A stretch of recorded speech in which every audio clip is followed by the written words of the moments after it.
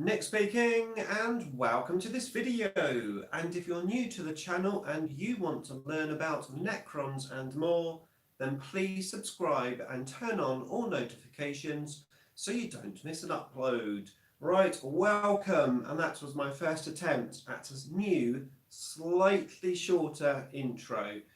Just cutting out that bell button thing because I'm trying to make it a bit quicker.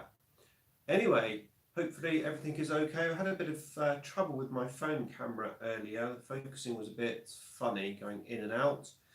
I have my laptop here. We are going to be giving away some dice in a little bit. But primarily, the purpose of this live stream is for me to actually get some hobby done. And I'm going to try and build, or partly build, start to build, the Doomstalker. First of all, we are going to have a look in the chat and see who is in the house. We have Beta Forge. He says, hello Beta. And Dave P is in the house. Hello Dave, nice to see you. He says, just got my codec yesterday. Excellent. We have Martin Thulstrup. He says, hi Nick. This is his first time to make it to the live stream, so well done. We have Nick Main. Hello Nick. We also have Bodyguard of Lies 1, who says, hello Nick. Hello everyone. I hope you're all doing well. I've got a selection of drinks for me tonight. I'll show you what I've got. I have a cup of coffee, drink number 1, just made. I have a glass of water, just in case I get dry whilst I'm talking. And I have a glass of red wine for good times. Glass of Malbec. So yes, I am raring to go. I'm going to have a chat about last week and why you haven't seen a video from me since Monday, and just basically just have a little chit chat really whilst I do some hobby.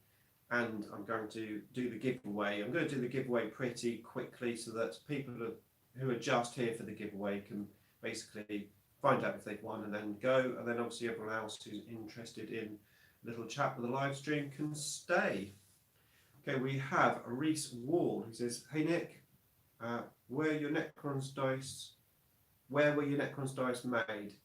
They were the ones I have seen really bad. Yes. So basically the Games Workshop ones seem to have a defect. There's a little, like a chip almost on the number 5. Seems like everyone's dice has got it. These dice that I'm giving away tonight, these were from a large custom order that was done in the Necrons Facebook group. Before the lockdown, we got these about 3 years ago, but before the lockdown there was talk of doing another custom order. I made a little mistake when I did this order the first time round, because they also had blue dice as well as these green and black ones and green ones and the orange and black ones. They had black and blue, and I didn't buy those, and I wish I had, but yeah. So I think I got about 100 dice in total, and it was about £30, so like really cheap, and they're fantastic dice. And like I said, I'm giving away 10 tonight. Now, if you're wondering how you could win these dice, well, I did a secret giveaway in one of my videos. It was the dice review video. So if you didn't watch that video to the end, then you would have missed the giveaway, I'm afraid. So yeah, this giveaway was just for people basically who engaged with my video and watched it to the end. So I think we should just find out who's won these dice, giving away 10 of the black and green dice. So what I'm going to do is use a random comment picker. I've loaded my URL into it and I've filtered it so that only comments that say Necrons 2 exclamation marks in capital letters will be qualified to win. So let me just load up the comments, get the comments. I'll turn the computer around in a minute so you can see the actual draw. So we have 315 unique comments. Right, Right, now this is going to be a bit awkward because I didn't plan this very well. I thought, I know what I'll do. I'll just switch the camera around and have it on the computer, and then the other way when it's on my face, like I do in some of my live streams. But with this one, I wanted the camera in a different area so you can actually see me do a little bit of hobby. Although it's not a great angle, but it's not too bad. But of course, that means I can't do the computer thing. So bear with me, but at least you'll actually see it. This will be live. So I'm going to rotate my computer. I have to hold it up. All right. Okay, here we go. So the winner of the dice is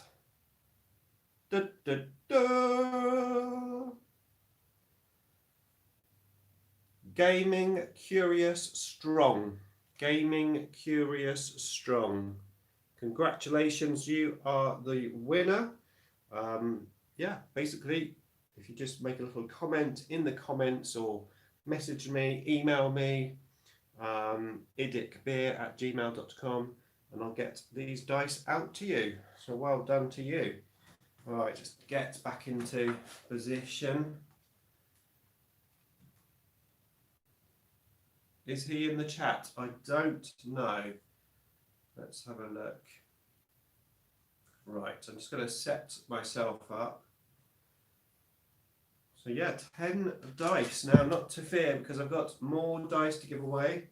Because whilst I did buy 100 dice at the time, I was in contact with the person that actually did I think he did the shipping for the UK, and basically he had some spare dice left. So I bought those off of him. So I think I had about 40 extra dice, and I'm giving them away here on the channel in dribs and drabs at some point. So yeah, right, I'm just going to turn on my modelling light. Hopefully it won't be too bad. It's not too bad. Okay, I'm just going to adjust myself here. No, not myself. I'm going to adjust the hobby stuff. Hey Nick, have you played a game with the new Locust Destroyers? Yes, well, sort of. I played with a destroyer unit upgraded with one of the Locust Destroyer guns, basically.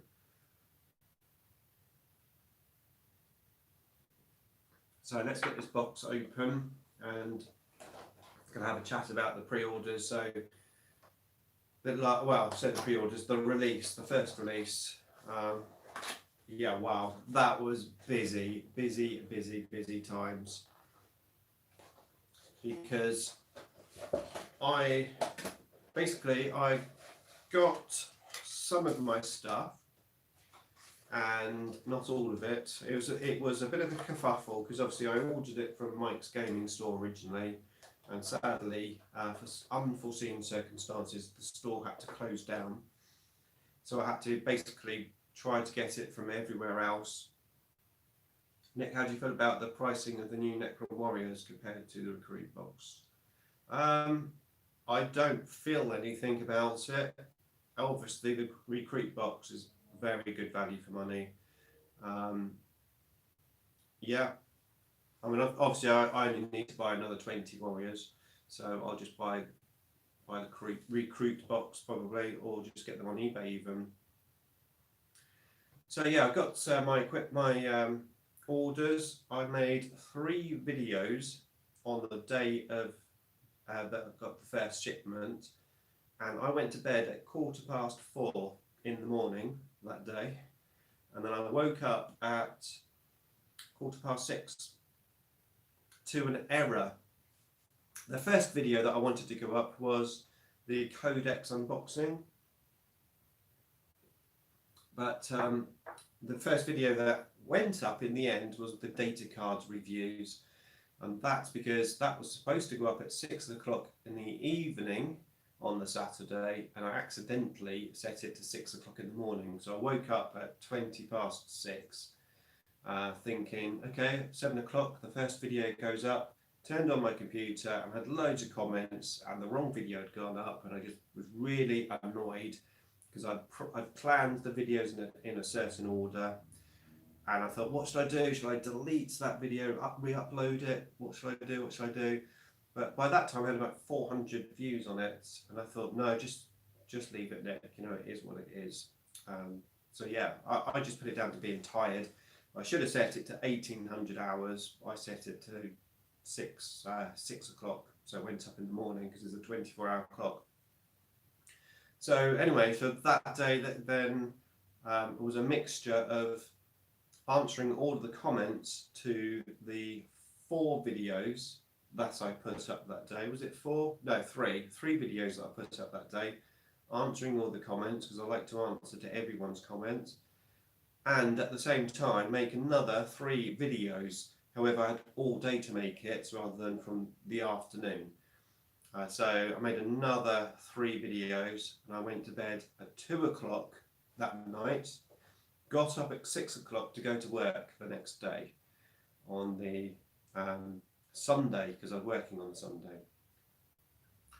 And then Sunday night I had to make Monday's video, and I've got a video planned out that I want to make, a tactical video,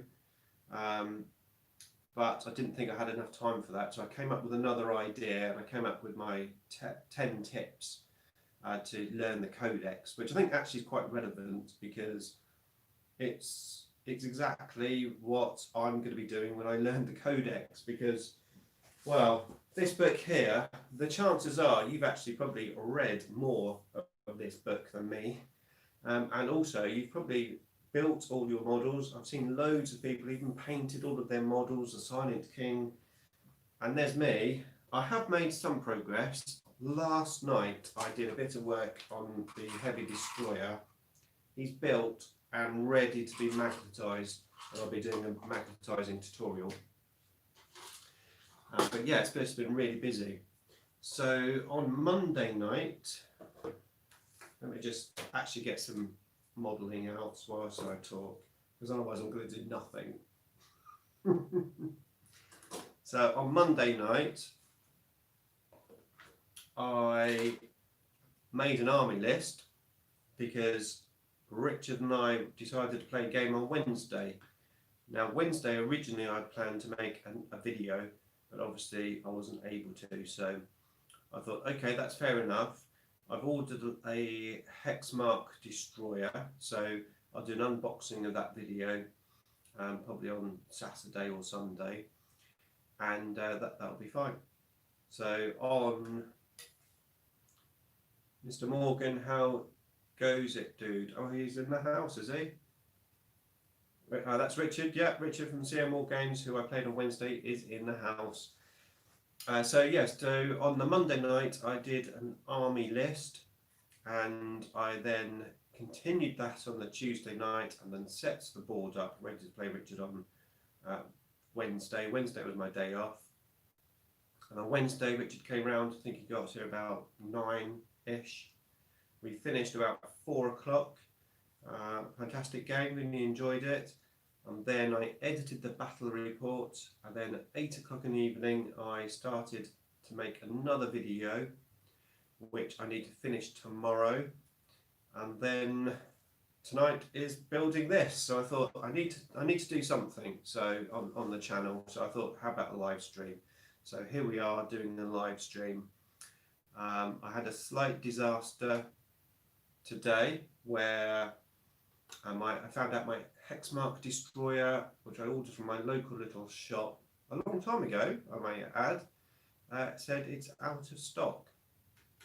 So I'm not getting my Hexmark destroyer.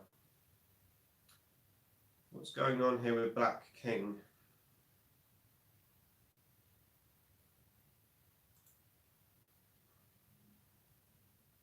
Okay, let's sort this out. Bear with me a second.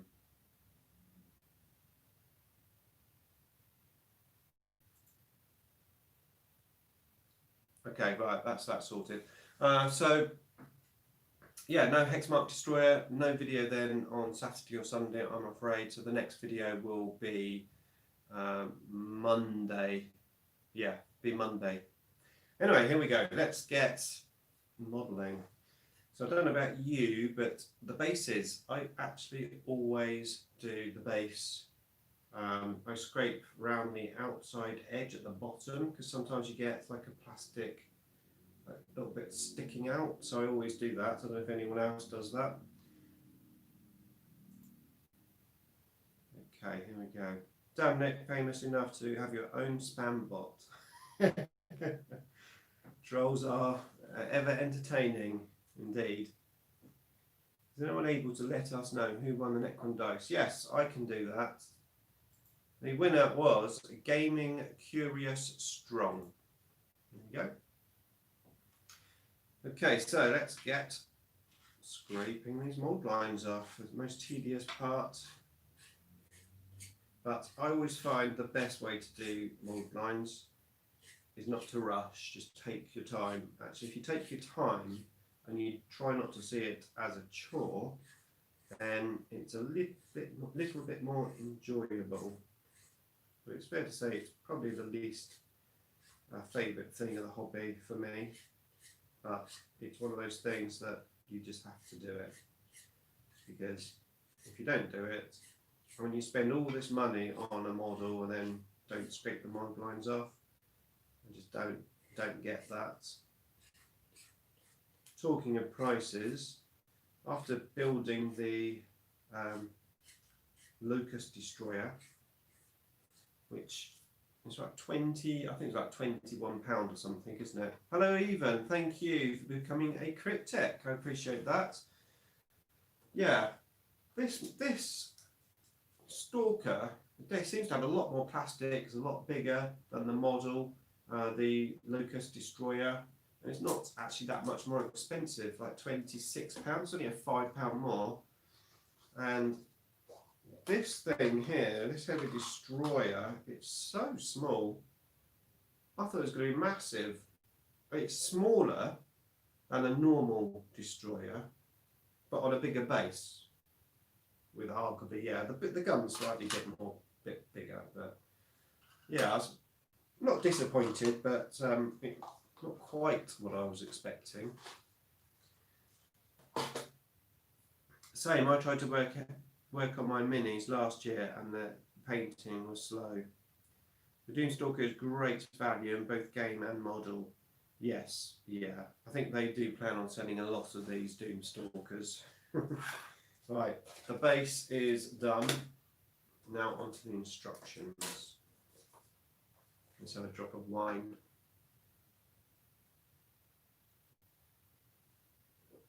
I don't really have any topics to talk about as such, because it was fairly unplanned, but I just thought I need to get some hobby done.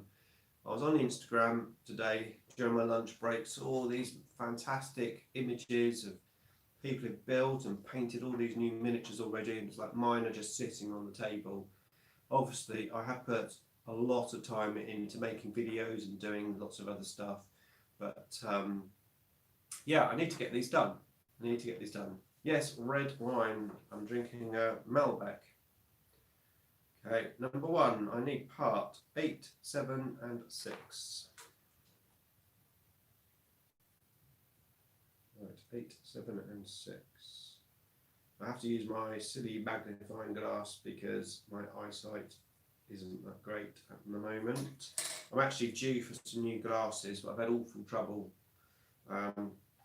getting an optician's appointment because it's supposed to go every 2 years, and my 2 years were up about a year and a half ago, and I didn't realise how difficult it was going to be to get an appointment. So yeah, I got a letter saying, right, you're due for an appointment. So I phoned them up. No, I didn't phone them up. I went onto the website because it's all website based these days. His head, yes. Right, so I went to the website and the earliest appointment I could get was in 6 months' time.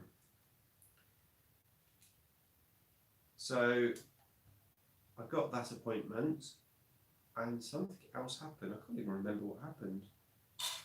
Something happened and then I had another appointment and then it was cancelled because of lockdown. I tried to get another appointment, and I finally got an appointment in January next year. I was so naffed off that I booked an appointment for 2 years after that, and another 2 years after that. So I definitely won't miss any appointments.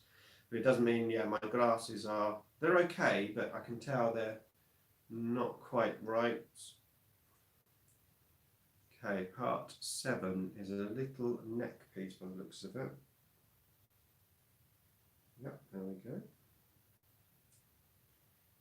I've got these new Games Workshop clippers.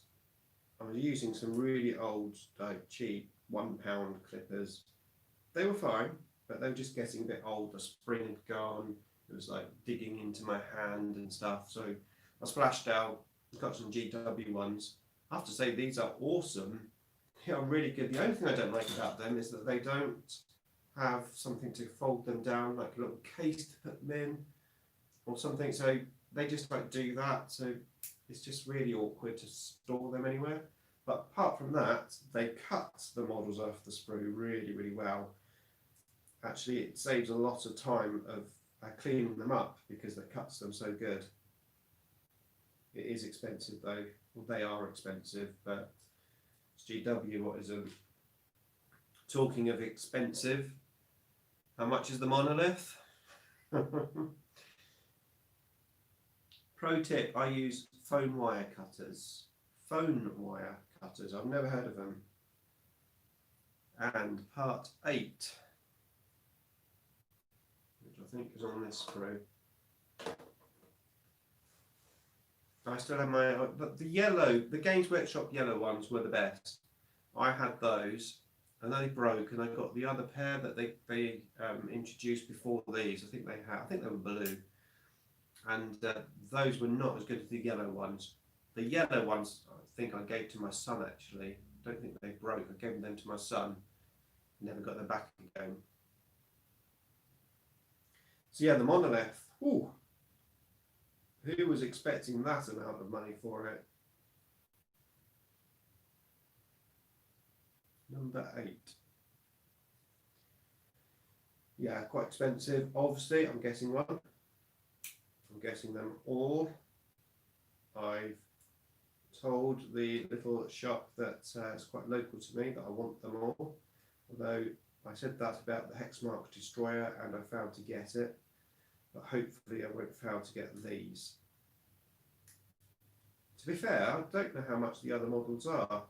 I've obviously seen about the monolith. I think is it 105 or 115, something like that. 105. There you go.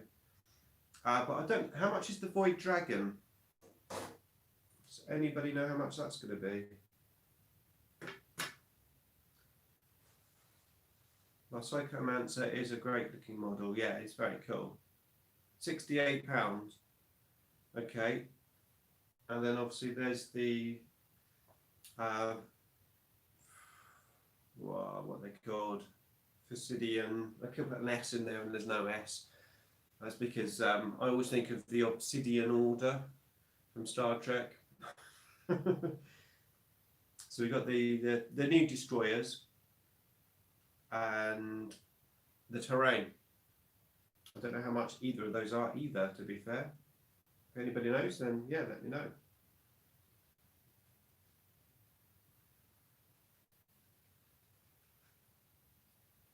So the Void is a bit more than €80.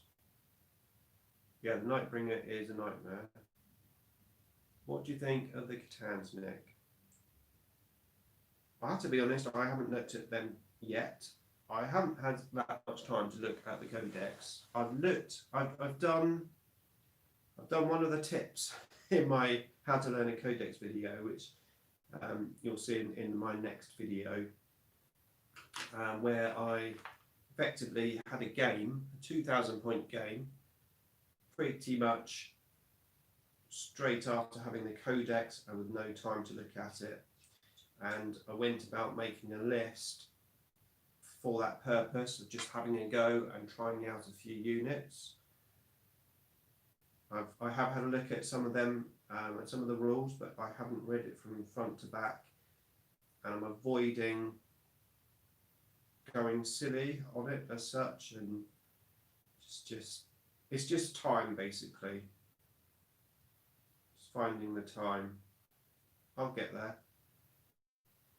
I will get there. How are your Emperor's Children coming on? Not had an update in a while. yeah, not had an update because I haven't done anything basically. So I've finished 36 Noise Marines and I put them away in a little case. I know what's next. 60 Demonettes, they are next.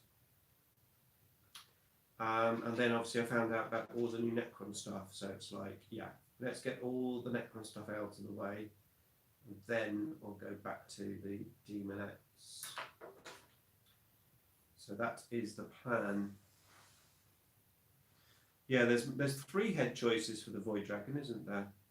Although I don't think they're actually heads, are they? I think, isn't he headless?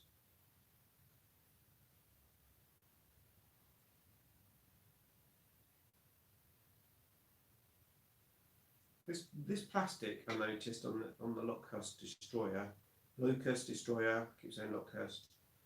On the Locust Destroyer, I don't know whether it's because I'm used to the Indomitus set, but it seems quite, it's not brittle, but very hard plastic.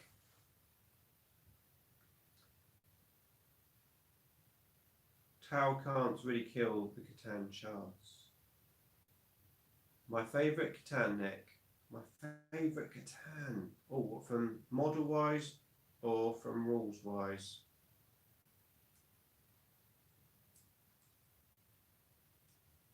The Nightbringer, of course, is just such a classic Catan. When I started playing in 3rd edition, the Nightbringer was absolute beast. I mean, it was 365 points.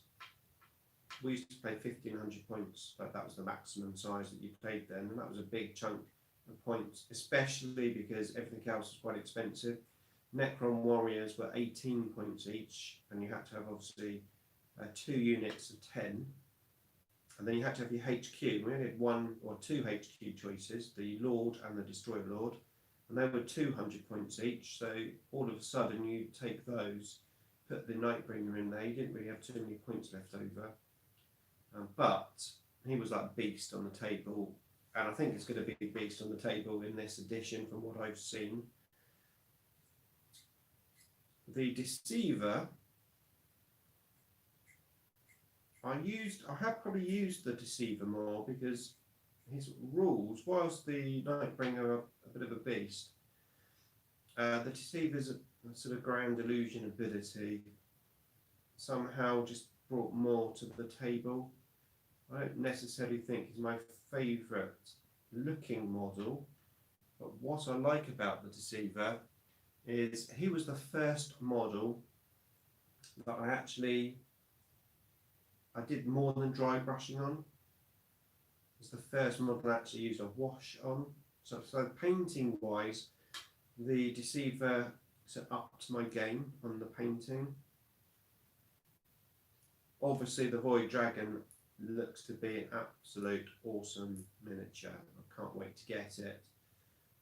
I have a feeling that he may take top spot of best Necron model, but I'm going to wait till I get it before I decide.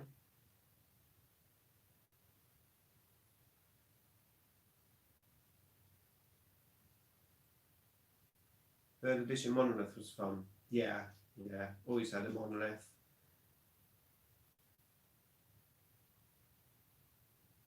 Trying to think how many points he was. I remember the Heavy Destroyer was 65 points back in 3rd. Just trying to think. I think the Monolith was 235 off memory. I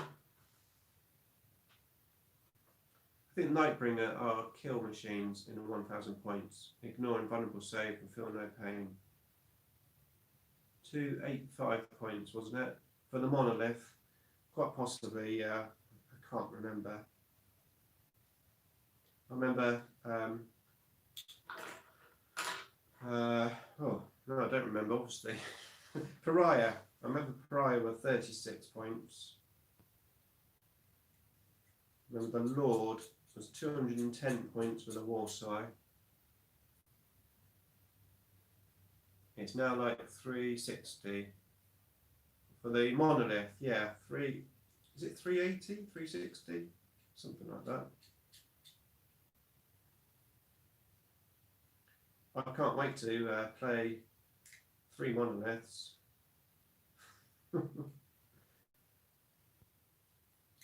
One of the new monoliths, and then two of the old ones next to them.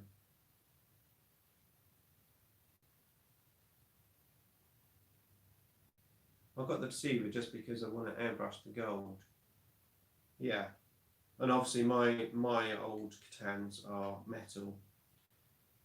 But I have a lot of Catans which I've built, like custom ones, I suppose you could say. So I have the Void Dragon, which I didn't quite scratch built it. He was based on the Nightbringer, so I converted a Nightbringer into the Void Dragon. Nick Main, it's a great lure to get your opponent to think you're doing one bang in. Okay. Hey Nick, hello, Underdog Painting. Martin says losing Fly is going to hurt the monolith's ability to move around. CP, 3 CPs and no dynastic code just hurts a lot. I was super excited about it too. Yeah, it's probably not ideal, is it? But I wonder why GW have done that. I mean, there has to be a reason bringing out this new monolith.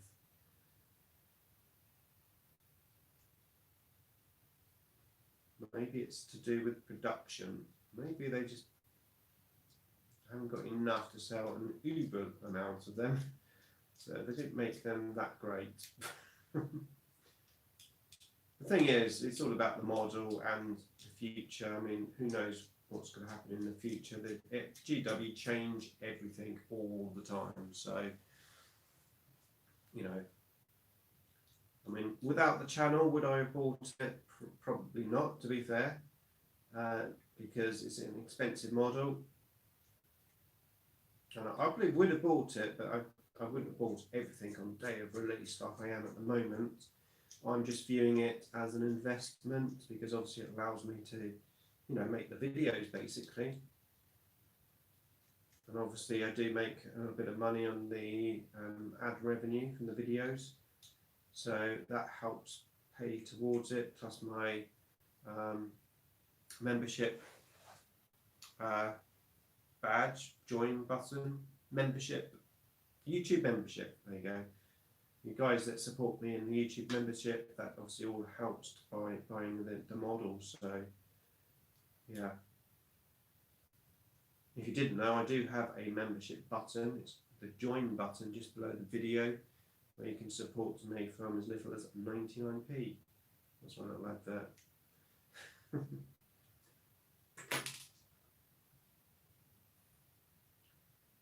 So I'm using a little file. I like the round ones. Obviously the knife, and also my favourite tool, the toothbrush, so that I can just clean up any of the little bits after I've scraped them down. Okay, that piece is done.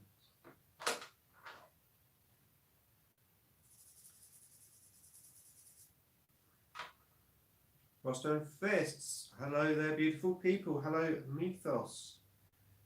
I assume it's you with the beautiful people bit. Nick, have you decided what colour you're going to paint the king? I think so, yes. I think I have. I'm going to paint it very similar to my paint scheme basically. So I'm going to start off dry brushing it all silver, and then the king itself I will paint in my gold colour. I just need to decide stone, but I think I will be trying to paint it similar green to what Games Workshop has it, because it does look cool. I did think about using a different gold for the king himself to my normal gold for the characters, but no, I'm gonna do it the same. But then it can be like a united army rather than him coming back. So yeah, I'm obviously, as probably most of you know, I like the original fluff where there was no dynasties and everyone was united, and I think that's what I'm going to go for. Obviously I'm going to have to use a dynasty code, but yeah, my army's going to be a united Necron army. You know, where there's no war between my Necrons.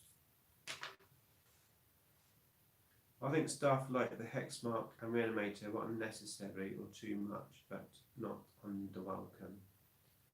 Yeah, I might end up with 2 Hexmarks because, as I said, the one I've ordered from my local little shop, I have a feeling he forgot to order it, but apparently it was out of stock. So I'll probably end up popping into Games Workshop on Saturday and just trying to pick one up anyway. So I'll probably end up with 2 of them. I actually ended up with 2 Silent Kings because of the just desperately trying to get hold of the models, and I ordered it from one place. It said it was in stock. I ordered it, and then I went on the next day and it said out of stock. You won't get your delivery for like 3 weeks.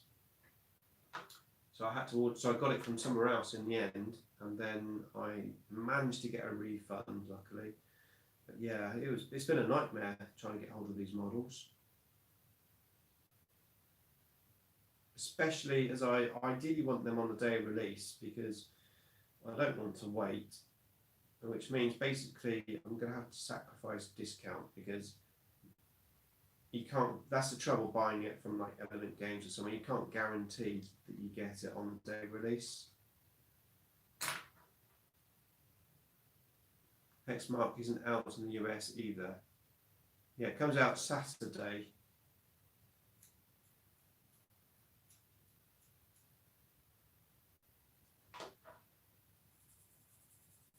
Necrons united in the hatred of all below them, which is all.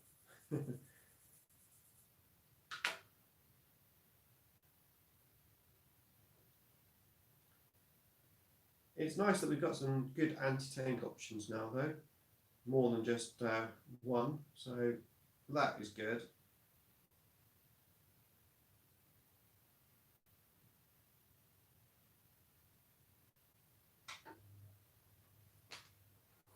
I don't know if you can hear that or not, but my freezer's just started. Oh, I've got a freezer in my little hobby room, which is really annoying.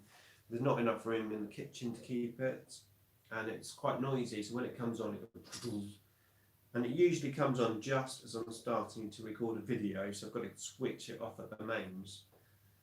And obviously, sometimes I might forget to switch it back on, which is really annoying. So I've got this little system, I've got a little note, and I stick it on the fridge plug, and then when I turn the fridge off so that I can record a video, I take the note off and put it on the door, so after I've recorded, I remember to switch it back on. But yeah, it's a bit annoying when trying to record and it's noisy.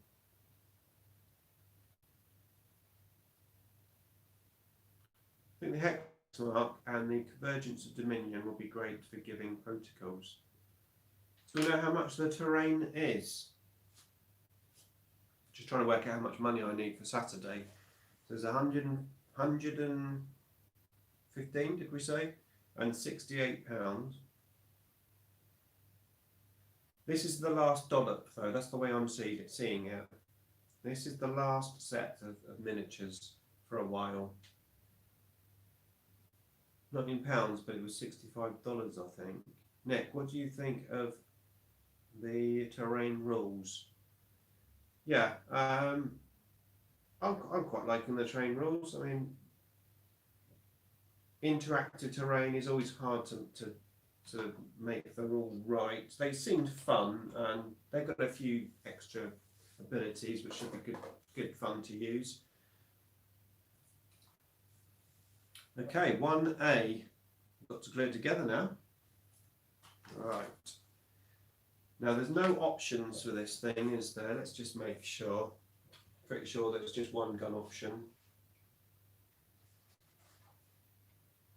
Doomstalker's equipped with the Doomsday Blaster and Twin Gauss Flayer. No other options, so we don't have to magnetise it or anything, just stick it together. Obviously, I'm going to be having 3 of these. Got another one on order. and I'm going to build this one as is per the instruction book, and then I'm going to convert the other two, probably similar to the reanimator. So I'll probably have one with a couple of his legs up, and then I think I'll have the third one literally hovering on a little stand. Should be pretty cool. Nick, did you ever paint or use your female Necrons? Yes, they're all painted. Made a showcase video probably a couple of months ago, and they've been in my last couple of battle reports. Well, I say they. The spider one has, the Cryptek, and I have used the Reaper one as well.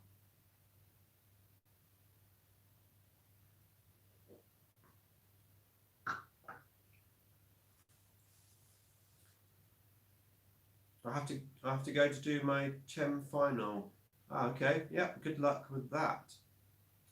Frederick back. Are you doing this late? Got work in the morning, but don't want to miss out. I don't know really, to be fair. It's fairly unplanned. I don't know how long this is going to take. I'll probably just do it until I have nothing left to say, or there's no chat for people to talk to me. And I think I need to plug my phone in to make sure I don't run out of battery power. Let's do this.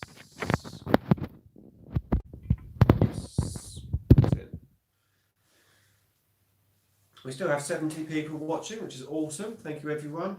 And if you did miss it, the winner of the Necron dice was Gaming Curious Strong. So if that is you, then contact me, make a comment, and I'll get those out to you. Yeah, 3 Doomstalkers is going to be the thing. I think so, yeah. I think a vehicle Necron list may be a strong thing. Yeah, Richard and I were talking about that yesterday. We sort of think that vehicles could do quite well this edition. Right, let's glue this bit together.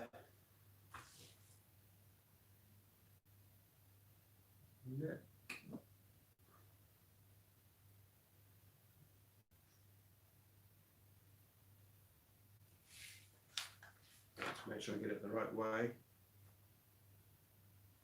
Slightly angled. Okay. I know it's push fit, but I always put a little bit of glue in there anyway, plastic glue, just to help it. I had that first Stripe box sets with the Nurgles and Death Guard, sorry, and Necron Go, of course, did the Primaris Marines. And yeah, they started to fall apart without glue.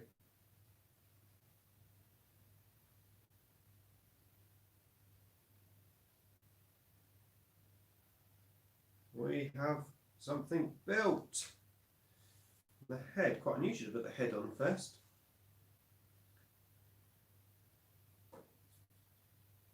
Congrats to that person, not jealous at all.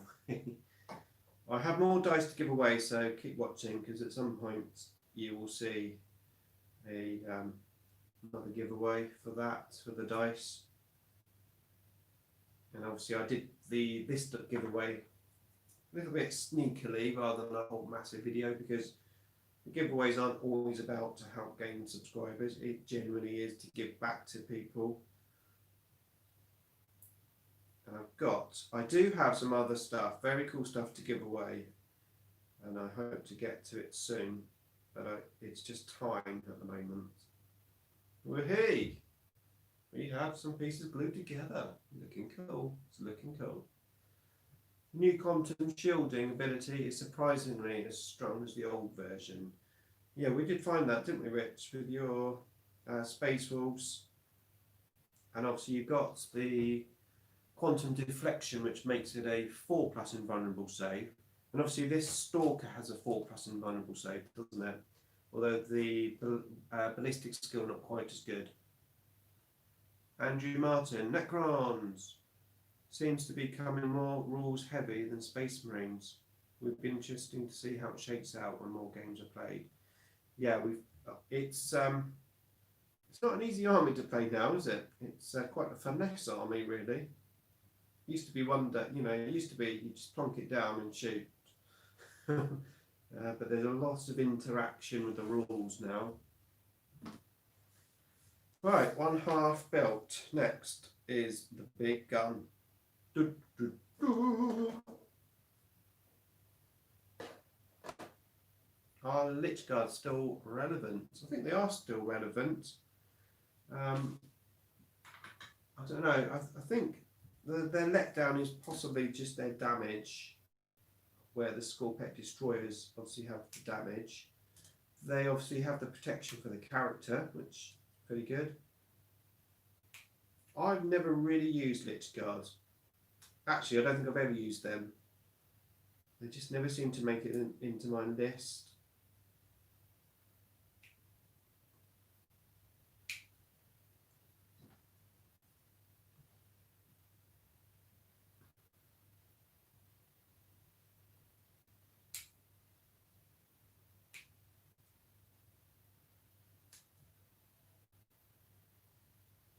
Concentrating on clipping this out because when I was building my warriors, I accidentally cut half of the torso off. It was I think it was the first time I used these brand new clippers, and they are very sharp, and I didn't realise how good they were, and I just pushed it in. Like, oh no!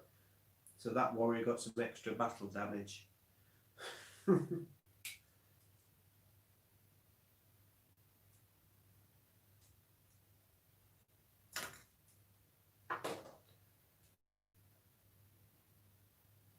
Praetorians with rods are supposedly really strong. Yeah, Praetorians seem to be pretty good now.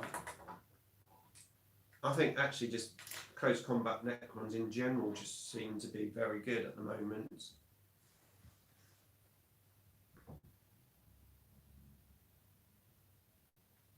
Once I get time and I get going, I'm definitely going to focus on a close combat Necron list. Obviously, I already have my 60 Flagon list, so I'll try and adapt that.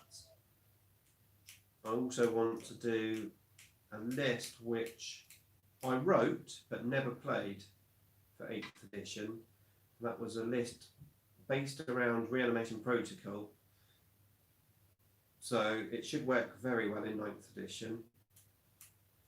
Lots of warriors and ghost arcs. Just ignoring snipers is great. You may just have a few flayed ones sitting around. Yeah, only a few. It's only 60.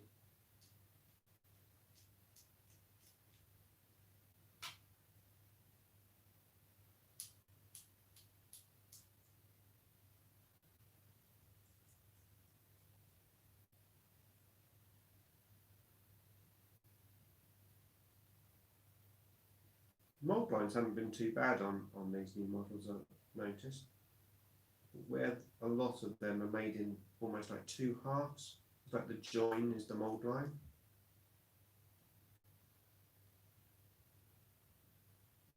I don't think my knife is particularly sharp either. I did buy the Games Workshop mold line remover because I've heard great things about it. I wanted to try it. And whilst it does remove the mold lines very well, I kept finding myself having to go between knife and mold line remover because, well, A, big chunks it couldn't get out, and B, awkward places. So I was just switching around so much that in the end, I just gradually just continued with the knife, and now I just use the knife, so I don't actually use my mold line remover.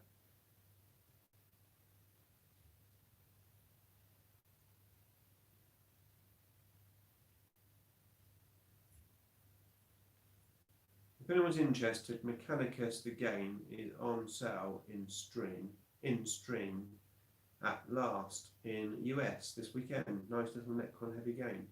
Okay. The Games Workshop knife is the worst though. I haven't had too bad experience with it. Not as good as my really old Games Workshop knife, the one you used to slide in and out. So that was absolutely awesome. I had that for years. That was a fantastic knife, but sadly the mechanism broke Then they replaced it with another one which went in and out, which was really expensive, and that was terrible. That broke on me like 3 times. And now they do this design one, which doesn't have a slide in and out thing.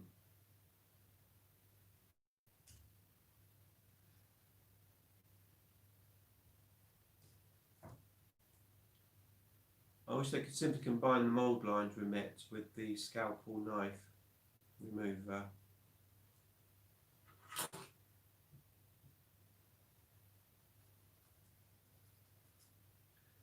It's when you're trying to explain the hobby to somebody, like a friend, you know, it's like, yeah, you've got to buy the models. And they say, oh yeah, what, all built? It's like, no, you've got to build them. Oh, and you've got to clip them off the sprue and take all the mould lines off.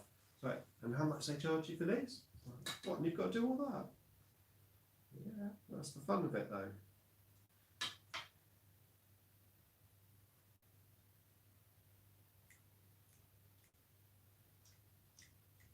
So how many of you, when you meet strangers and they say, what do you like to do? How many of you tell the truth and say that you're into like this wargaming hobby? How many of you try to avoid it? I've changed actually. I used to avoid it quite a bit, to be fair. But since having the YouTube channel and I suppose you could say gaining in confidence about the hobby and how good it is, I do tell people, you know, oh yeah, I do. And to be fair, most people know it anyway. So, oh yeah, I did that when I was, you know, when I was young. A lot of people did it when they were young and then got out of it or got back into it, or they know someone that does it. So, oh yeah, yeah, my son does that, or oh yeah, you know, the next door neighbour does that. And then obviously I expand that, say, yeah, and I'm running a YouTube channel on it as well. So I'll do. Their first question, how much money do you get from that then? Not enough. I mentioned gaming and painting vaguely, but I'm happy to specify if anyone inquires further. Gaming and painting vaguely, yeah. It's a hard one, isn't it?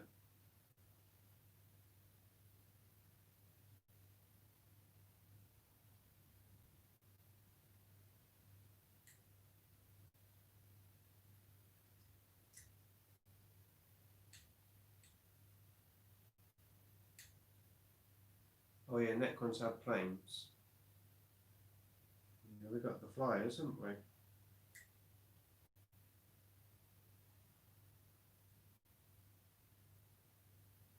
I used to work in a toy shop, so kind of start from there to explain my hobbies. Yeah, that's a good one. The Doom Scythe are very strong now, are they? That's good. So potentially we've got a lot of good anti-tank now.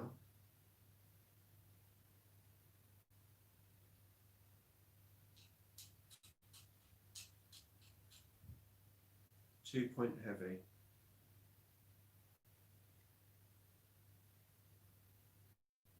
Is the Doom Scythe stratagem still there? I've never played it because I don't have 3 Doom Scythes, but is that still there?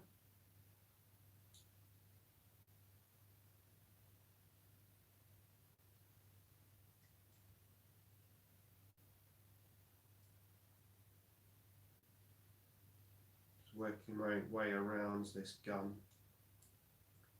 This half of the gun. No. Stratagem's not there no more.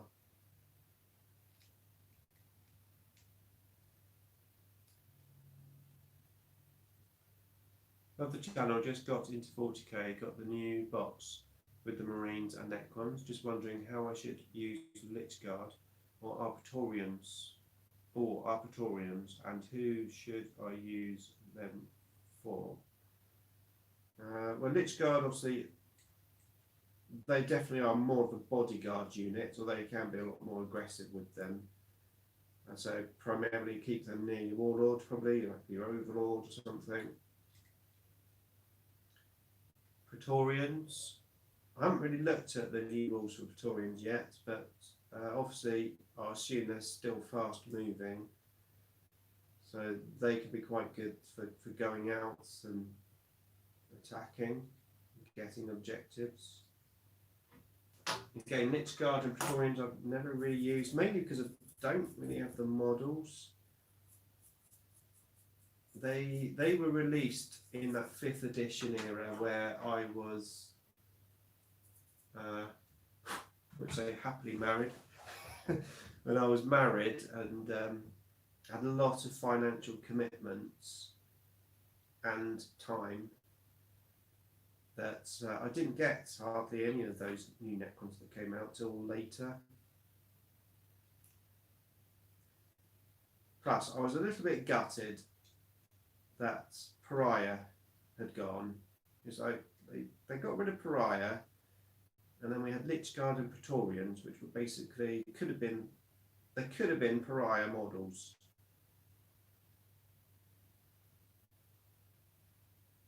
So I think there's a little factor of refusal to play them as well.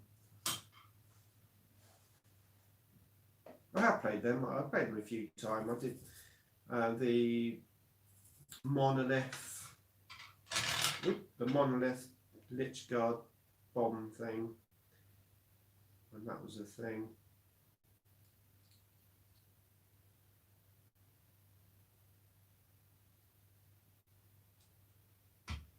Interesting to note is that the Catacomb Command Barge has the fly and the Marine anti-A tank don't have the minuses to hit non-flyers.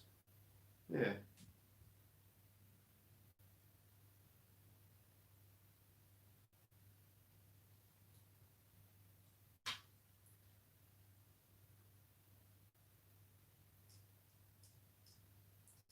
So how many of you guys play against the same army every week? Or at least the same couple of armies? Because obviously I play my buddy, he's got Blood Angels. He does have an Orc army, but he doesn't really play it. So for the last, well, 20 years, I played against Blood Angels every week.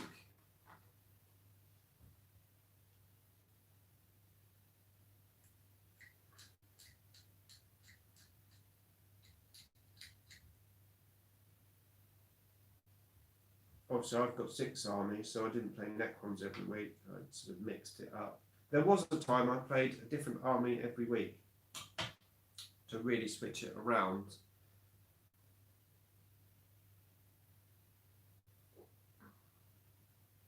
I used to play the same armies, but have recently branched out to more people at my local store. That's good. Play against Eldar and Chaos. I'm the only one playing Necrons for now. Yeah, I've stopped playing all my other armies, apart from during lockdown, which was quite good fun, the solo gaming that I did. I did get some of my other armies out.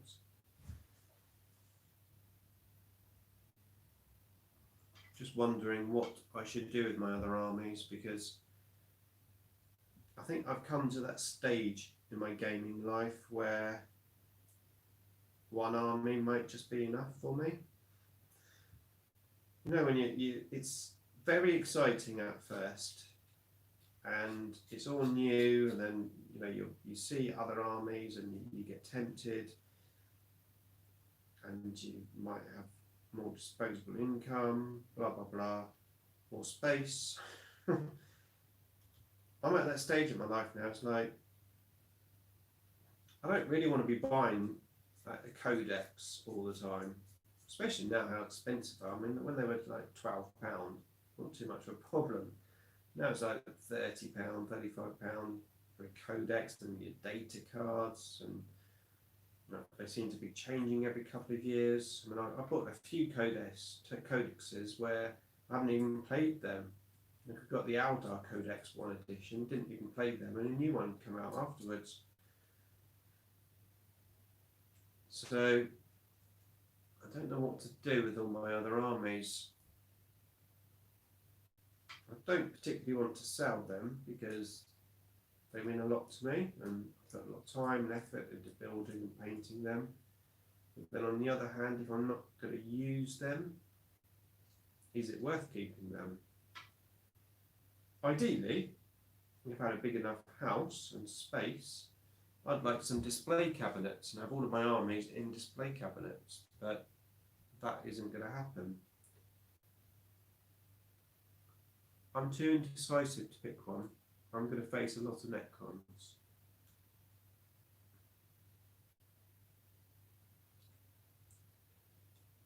My biggest advice to anyone is you don't need any more than 2 armies.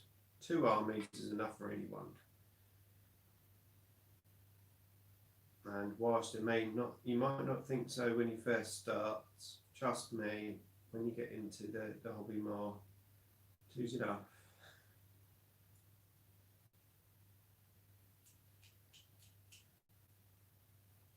I am apprehensive about expanding to more. I've got Games Workshop, Baby Space Marines and Necrons. I think that's enough. I think that's the other thing as well. It's like my Space Wolves are all, I know obviously they just changed the rules now, 2 wounds. But with Primaris coming out, my Space Wolves now just seem to be like such an old army.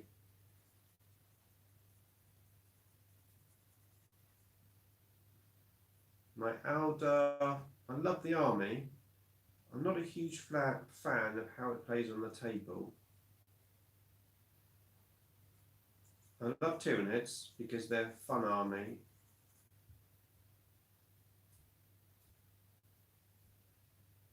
And then I've got Dark Eldar, which I don't play, but I got the Dark Eldar from like a challenge on YouTube. It's a £25 challenge.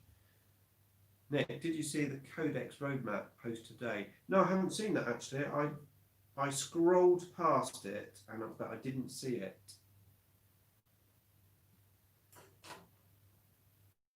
Let's have a quick look. Games Workshop.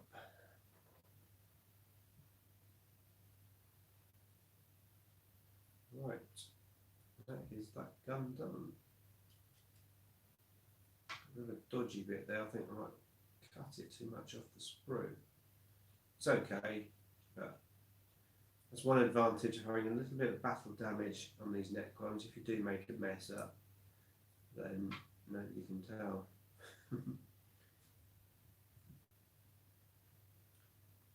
Okay, here we go. Roadmap, the Codex roadmap. Morning, Arrow, how are you? Pretty excited about the Space Wolves. So Space Wolves seem pretty good. So Space Wolves, Death Watch, Blood Angels, Death Guard, and whatever that is. Okay, so November, Space Wolves, December, Blood Angels. I'll tell my buddy then. Blood Angels in December, that'd be good. I had a rough time building him as well. There is a video of mine hula dancing on Facebook. Oh, is that Illuminor? Necron's just got my king all built and sprayed. Going to start painting him. Oh, well done. Mine is still on the table in a box. As I was explaining earlier, I've just had no time to actually hobby, which is why I'm doing this live stream, just to actually give me some time to do some hobby and also have some content, because it's been a bit slow this week. I gave you 7 videos in 3 days and then nothing. But hey, you know, that's what happens when you try to hold down a full-time job, have a family and, you know, girlfriend and everything else. So it is just a hobby. So my channel is just a hobby channel. I'm not doing it full time. I do what I can when I can. But one thing I'm quite strict on is to have a video, a Necron video, every Monday. The day I fail to do that, I will be very unhappy. Very unhappy. This gives me the motivation to do some hobby too. Been painting up 9 Gauss tomb blades. They have the core keywords, so might be good. Yes, I'm liking tomb blades. I was talking to Richard, funny enough, about this earlier today. How I think potentially tomb blades might be replacing destroyers in my list at some point. They've got quite a good stratagem as well, haven't they?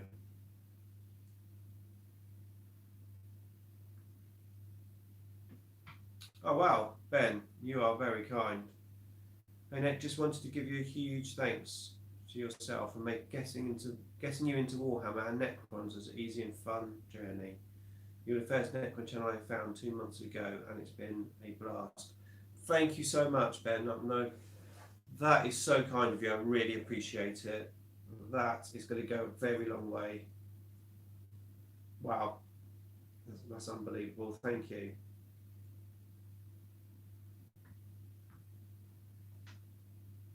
I like the Doomstalker. The Doomstalker is A, a very cool model, and B, it's got some good rules. Very playable model, which is great. It's always very odd when Games Workshop produce a cool model that isn't that playable. It's like, why have you done that?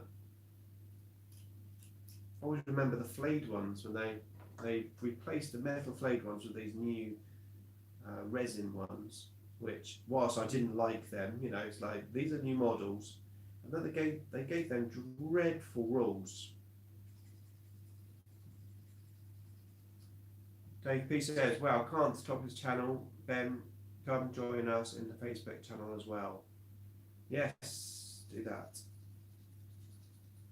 Yeah, Tomb Blades may have the legs this edition. Yeah, Tomb Blades seem pretty good looking at how 9th he's going to be played. I think that's the thing with the 9th edition. What I've really noticed is the game is totally different now. I think the game is more like chess. It's about moving into a position and sacrificing things and playing the long game. You've got to have that movement. It's like, I'll move here, get my 3 points for being in that table quarter, and then yeah, they're going to die, and then I'm going to move this in there, and then get the 3 points again. And it's also almost like an exchange of chess pieces. So I think it is a lot more tactical. I think it's a lot more fairer as well. And I wouldn't say it's balanced as such, but I think it's definitely one of the most even games.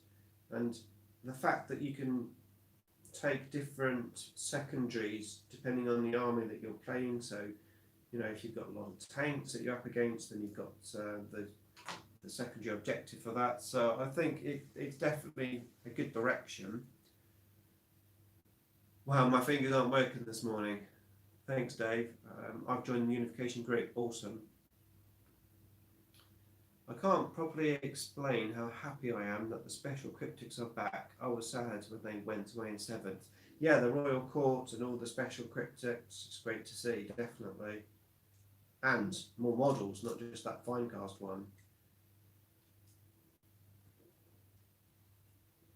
I did a little, when we had the Royal Court, I did this community cryptech project, as I called it. Basically, I've got 10 cryptechs built, converted and painted by the community. I was going to use them as a royal court, and I wanted this list with 10 cryptechs in, just for fun. Then I'm just about to do that list. I think I've got up to about 8 different miniatures from the community, and then the royal court disappeared, and that list was out the window. But I do have some cool models.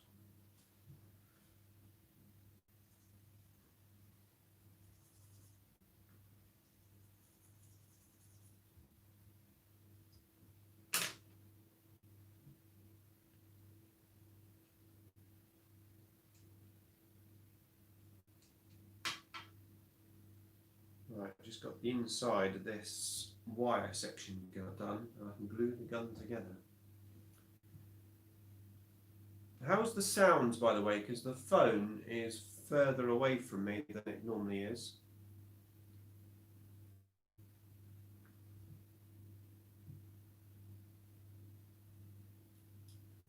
Bit late to ask about the sound after 69 minutes of streaming. Sound is fine. Oh, good. Clear. Excellent. It's quite amazing how good these phones are, though, isn't it? I still can't work out how to stream on my laptop. I can't get my laptop webcam to come up in the live stream studio.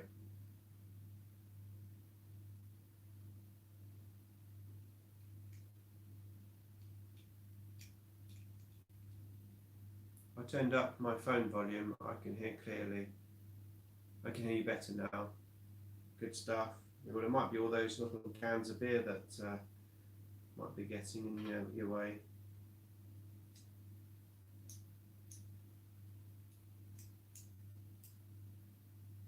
Slow work sometimes, isn't it? Scraping mold lines off.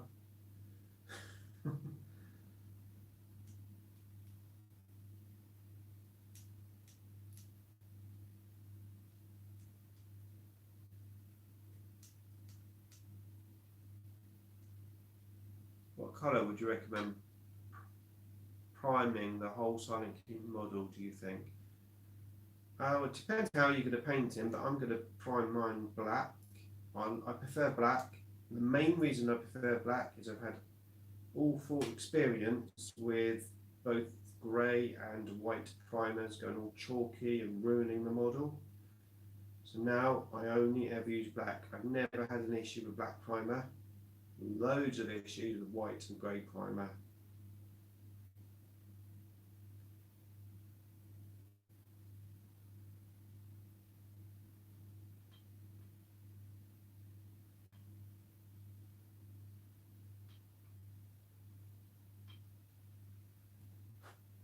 I'm currently looking at my new codex, and they changed the destroyers to heavy section. Yep, they certainly did. Yeah. More on that in the video that's coming on Monday.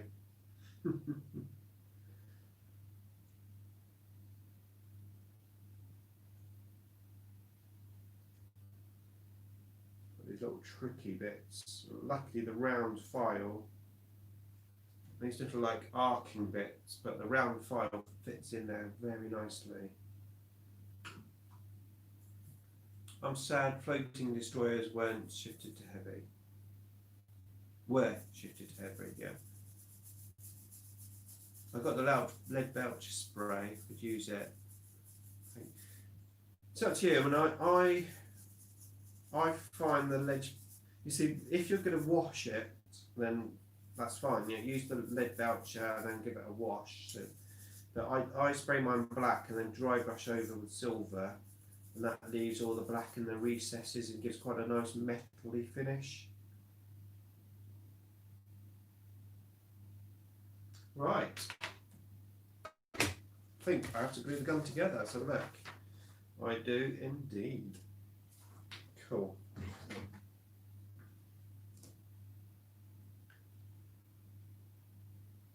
What do you think about the monolith going to the Lord of War slot?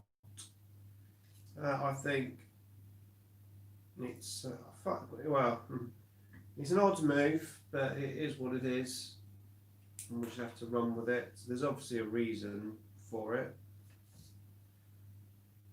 Now, let's the glue go just to make sure I get it in the right place.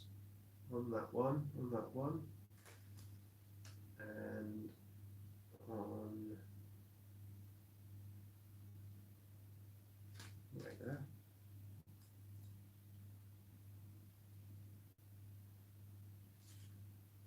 That's weird.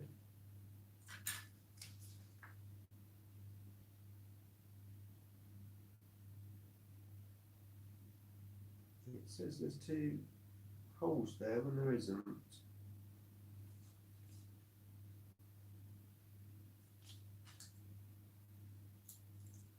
I noticed the heavy destroyers instructions were wrong. I had the part numbers down wrong. I could put my lid back on before I glue.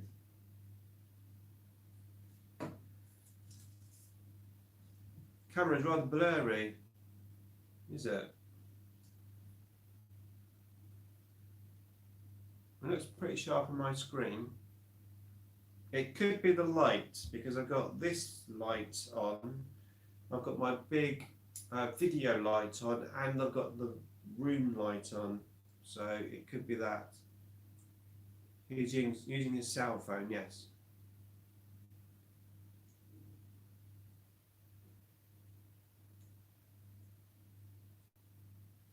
Okay.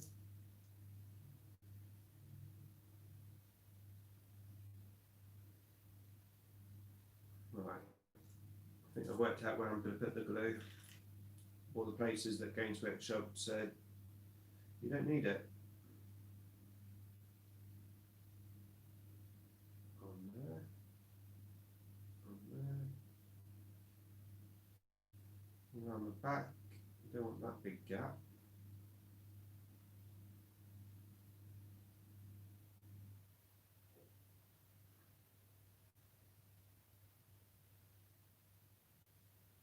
It's got colder now, I've noticed.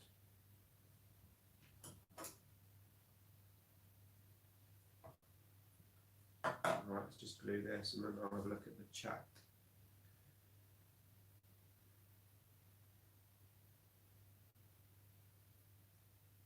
There we go. Yes.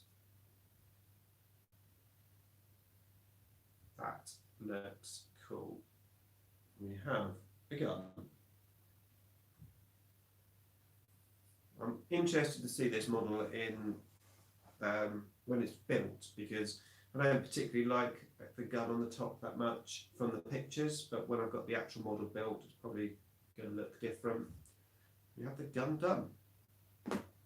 Okay.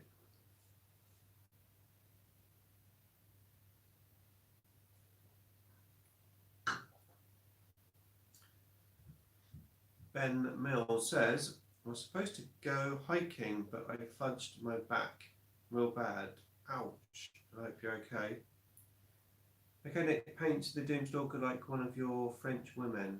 I hope you get the joke. One of my French women. Don't get it, I'm sorry. I'm stupid. Right, what's next? What is next?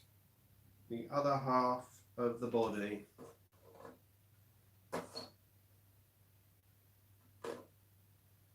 Which is there. No? One half? Number 8, number 9. Ah, there it is. Okay, looks different to the other half.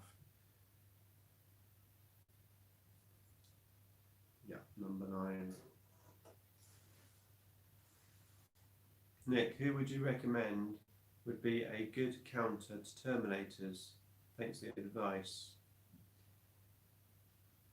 Counter to Terminators. Well, anything with a good AP really. So either Gauss Immortals or Warriors or Destroyers, Tomb Blades. Most of our guns are pretty good really, to be fair. Just stay away from anything that doesn't have an AP like Tesla, although you could go for volume of dice, but some AP will be better. Terminator still dies to massed fire, I guess. Yeah, yeah.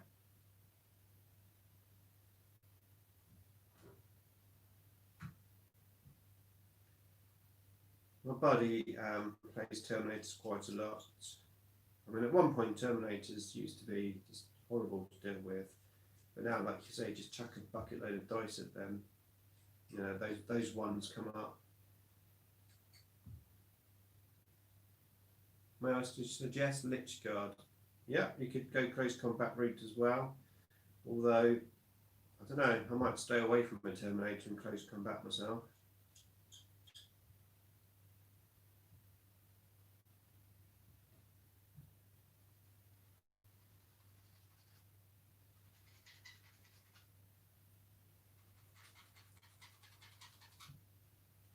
So the battle reports that from yesterday, I tried playing my new dice, the Games Workshop ones, and yeah, you can't see them on the camera. It's probably because of the lighting, because it's so bright. Well, I'm obviously trying to make it as light as I can during the game. The dice, with all the lights on, you just couldn't see them, so I didn't use them. I mean, it's hard enough to see these black dice sometimes with all the lights, but the Games Workshop ones were impossible. I did use them a bit off camera for a few dice rolls, but not that much.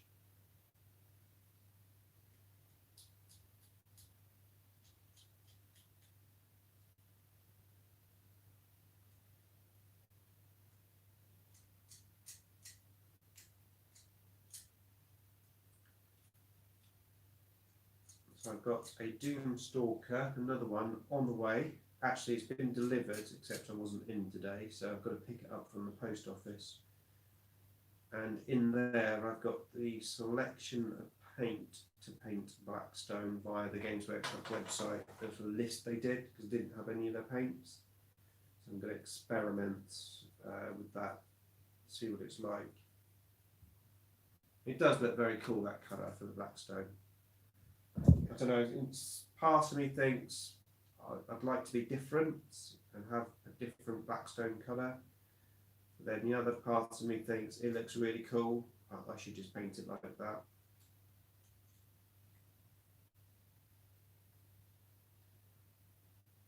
Okay, we're down to 50 people, but I do appreciate all 50 of you watching. Thanks very much. Now running at 81 minutes. We have 57 likes and 2 dislikes. Well, one of those came before I even went live, so effectively it's 1 dislike.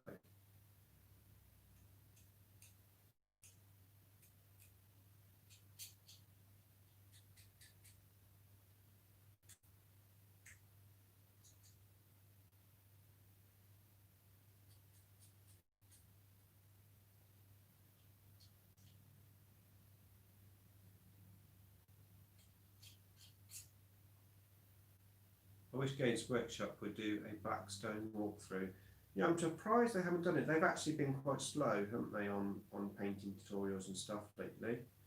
I don't know if it's because Duncan's left or what, or they just run out of things to do.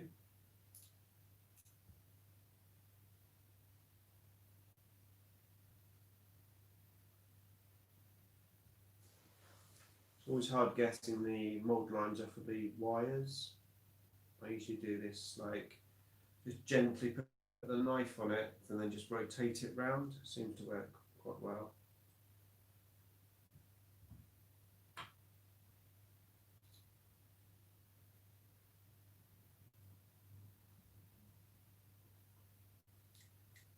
I have a few comments of people that don't like this design and model. They like sort of War the Worlds design. I think most people like it. Don't know how Necronish they are, but I think you have to accept the Necrons just look a bit different these days. They're not what they were. They don't play on the table like they were. They're basically a different army. It's a new army.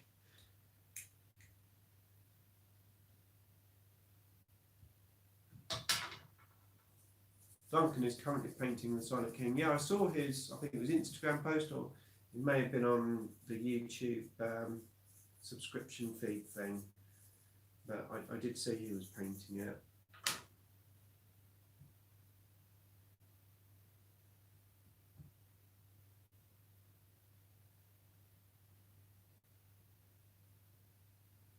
It's weird. It's weird, Solve. They focus so much on the painting part in their previews. Oh, it's weird since yeah, it is a bit odd. You would have thought. Well, maybe the reason is that obviously there's the painting studio and there's the people who do the tutorials. Probably the painting studio just painted them in a way which is just not easy to make a tutorial for. When I watched the Scorpec Destroyer weapons one that they did, think it was Peachy that did it, and like using the Tesseract glow, and yeah, I thought the end result was rubbish. And you imagine them saying, well, this is how you paint backstone, and that they do a tutorial like this is an easy way to paint it, and it just looks really bad compared to what the images we've seen. So I'm wondering if it's that they don't want to do a basic tutorial. I don't know, it's just like a bit of a guess. Alright, we're ready to glue this bit, and it's starting to take shape now. Okay, so the gun goes in the middle.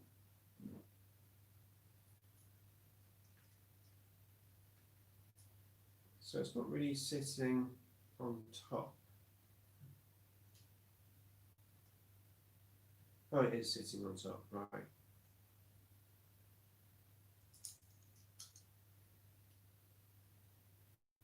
Dry fit, always dry fit first.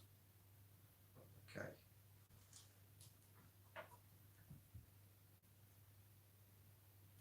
And was that a battle ready or parade? I think it was just battle ready.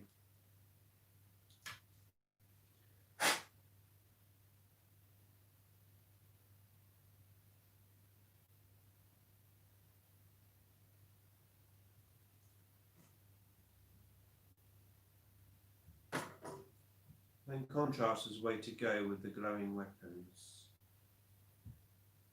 I used the contrast on my, not contrast.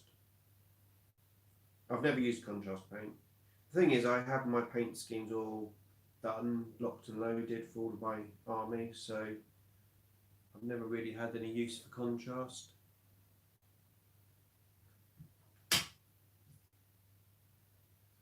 Now, before I glue this piece on, I need to make sure I can get in to paint everything.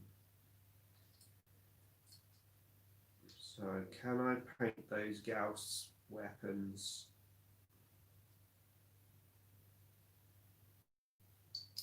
I'm just imagining painting it.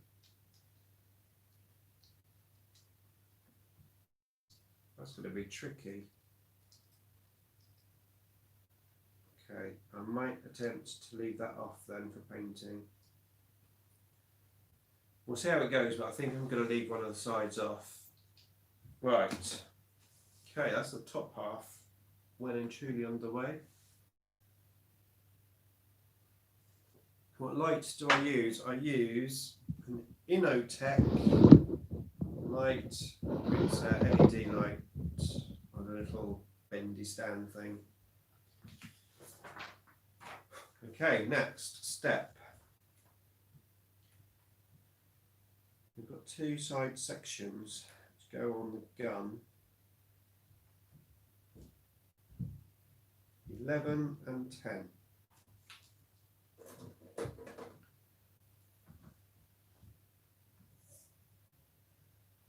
I see that, am I correct in saying that Duncan Rhodes, Silent King that he's painting it built, like totally built, not even sub-assembly of any description?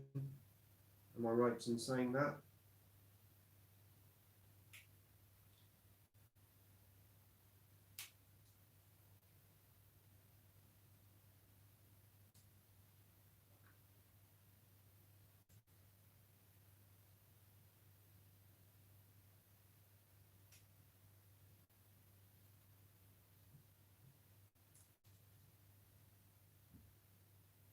With the yeah, I think the Silent King might be quite good against Terminators.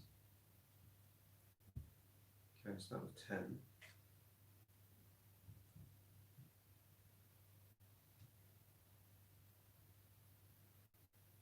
I'm not going to glue that middle section on. There might be quite a number of other pieces I won't be able to glue on until it's painted, which is fine. Well, I did the reanimator of all the sides not glued together, just glued it on at the end.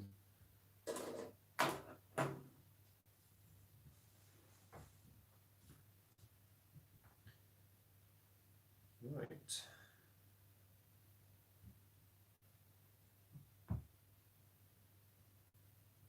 So tomorrow I'm going to make the rest of the video which I've got planned for Monday.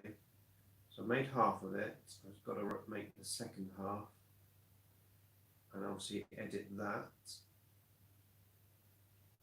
And then in the evening I'm going to be playing my Blood Angel's buddy.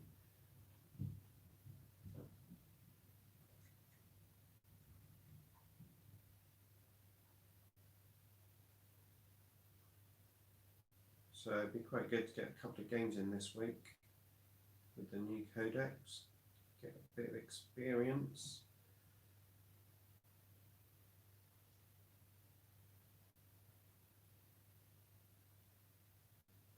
Richard and I said that on our next game we're going to play Indomitus, two halves of the Indomitus against each other.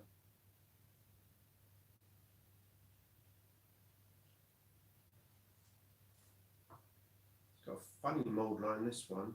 It's like going halfway, you can't see it, I don't know what I'm showing you. It's going halfway down the middle of the plastic. It's like in a really funny place.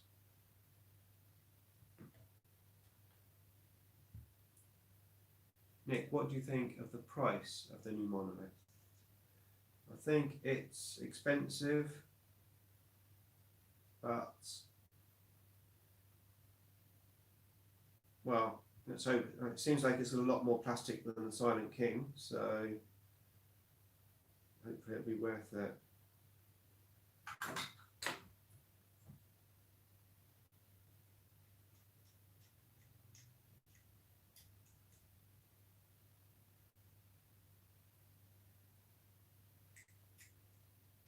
Oh, I'm sorry, I'll press something. Hold on. Which is your favourite destroyer? As in, well, out of all of them, like the Scorpec and the Locust and everything, is that what you mean? I do like the old destroyers with the green rods.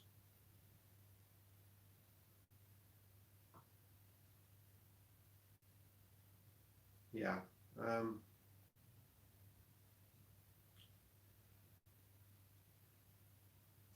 Am I allowed to say that I do like the old green rod ones still the best?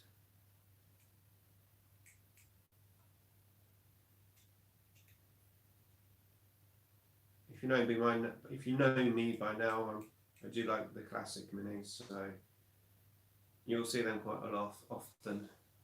Hello Joshua, how are you doing?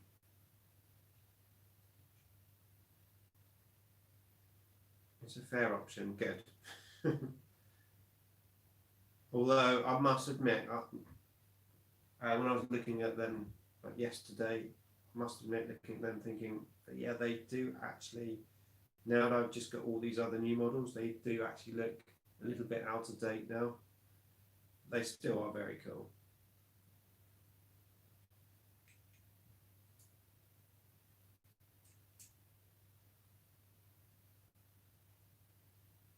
Yeah, bring on Indomitus. However, I do think it might be a bit one-sided in your favour. Really? That's funny because I think it's going to be one-sided in your favour. But we'll see, won't we? We'll see.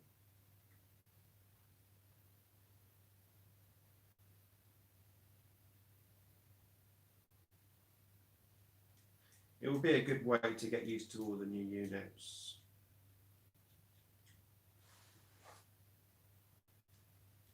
The monoliths are going to be like 200 to 280 to 300 Australian dollars. Yeah, crazy expensive in Australia. Why is Australia Games Workshop stuff just so expensive? What is that all about?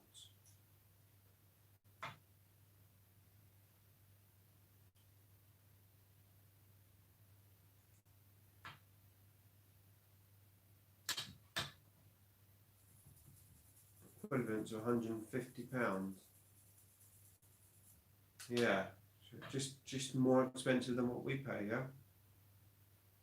I didn't start till the beginning of 6th. I like the old wraiths better. So when I saw the Ophidian, there's no S, Nick. Ophidian destroyers, I knew I had to get some. Yeah, they do look very cool. And I also am a big fan of the old wraiths. I've got 18 of them, plus a few in my bits box. Actually, I don't own in the new wraiths, funny enough.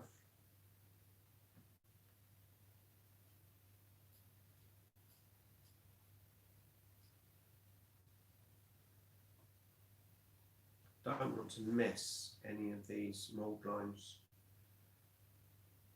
I know the paint scheme I've got is quite basic, but it really does show up when you dry brush and you've got a mold line. It does show up quite a bit.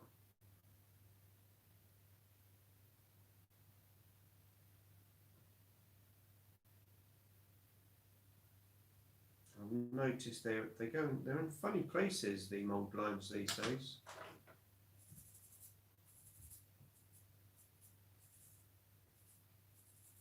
Okay, so that one side section done. I'd like to see one more shoot Necron thing released, just me. One more shooting unit, you mean, yeah?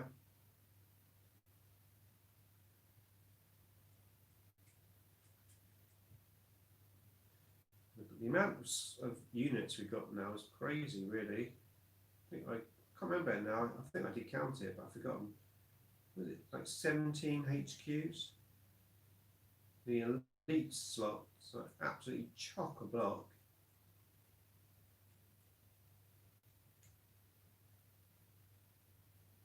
Sadly, it seems like the wraiths are just better than the Ophidian destroyers.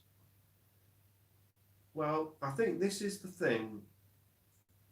It's like I said earlier, the game is more like a chess game now. Those Ophidian destroyers coming in from deep strike, getting into the right place at the right time, taking your points. It's all about getting points. They could be quite good, but wraiths are also pretty decent as well. Even though obviously they now only have a 4+ invuln, they still do what they need to do.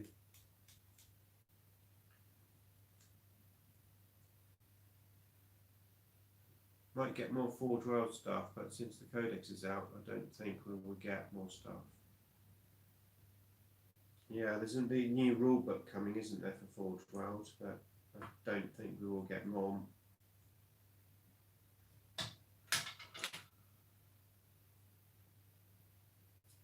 I want to try and get my Acanthrites on the table, because I haven't played them yet. I've got 3 original and then 3 converted ones. Never played them, not as Acanthrites anyway. They've been proxy models for other things, but never actually Acanthrites.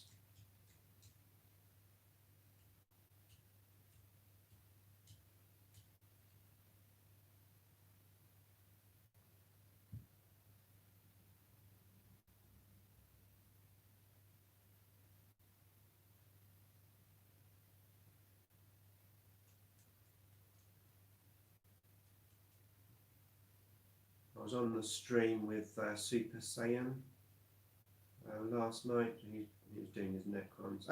Actually, he was building a Doomstalker as well, funny enough. I was watching a bit of that whilst I was waiting for a video to render.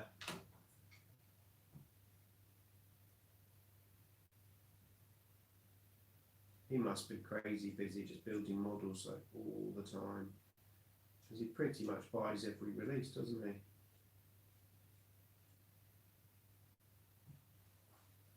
Painting my next Orc truck and getting inside info on the tin heads. Wow. Hello Essex boys, how are you doing? I reckon they will focus on revamp of the old characters, but not for a while.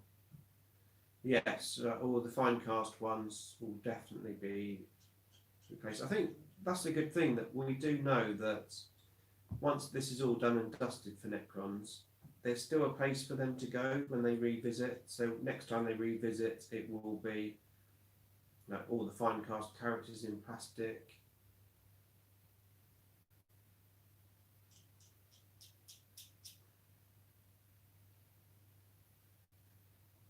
I've got an extra Locust Destroyer coming. So I've got one here, and I've got another 3 coming. And I'm going to make 1 unit of destroyers magnetised. Obviously going to make a tutorial on that. Then the other one I'm going to convert into a new Destroyer Lord. That'd be pretty cool.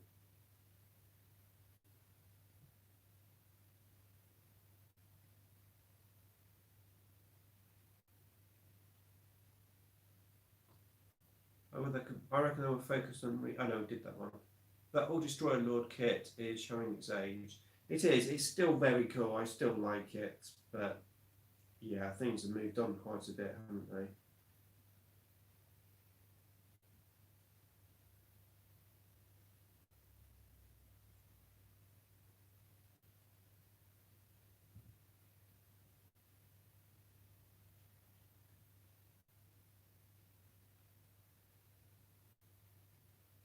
Weird mold lines on this thing. Some really funny places.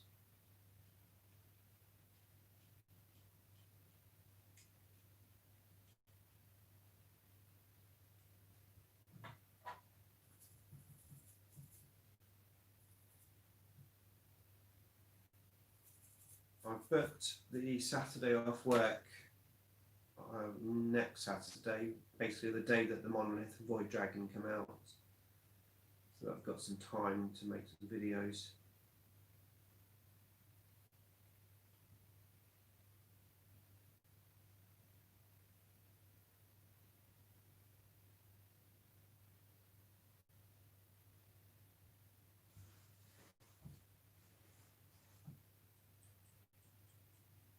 Carl says, I'm watching this and building 3 Doomstalkers ready for airbrushing tomorrow. It's keeping on the new...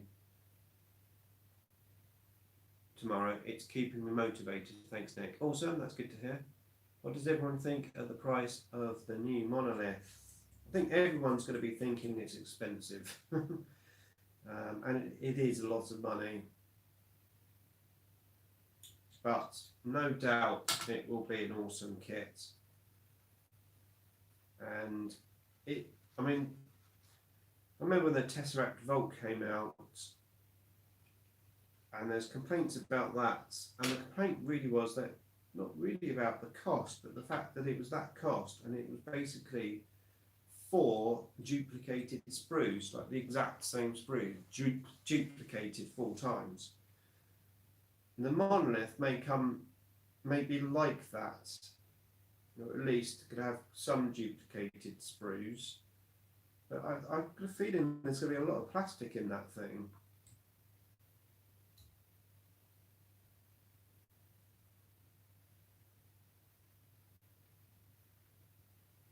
And obviously we're not just buying plastic, are we? We're buying the whole process from start to finish, from the designer. Well, I don't know the full process, but obviously there's the design concept coming up with the design, and then however they translate that into a model. I assume these days it's all done on computer. Obviously previously I think they just hand sculpted it. Then obviously they've got to make the injection molds, etc. Packaging.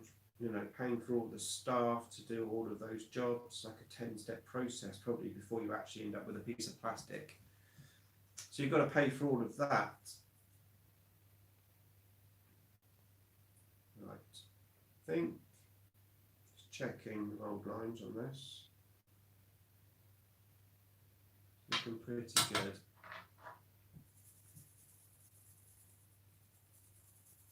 I absolutely love the Indomitus Overlord. Seen it getting put into Catacomb Command Barge and turn out great. No, that's cool, yeah. I suppose now with because I can actually put my Overlord is on a base and I can fit it into the Command Barge. obviously the New Lord has a bigger base, so it probably won't fit in unless you take it off of the base. Oh look, a famous motorbike. Must have known I was live streaming. I'm surprised the neighbour's not mowing the lawn. Good night, Richard. Have a good one. Thanks for coming in.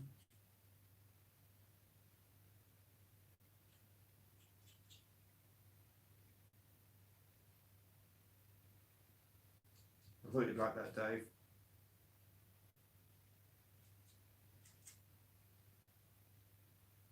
Oh, looks like I missed a load of bits on the first one. Right.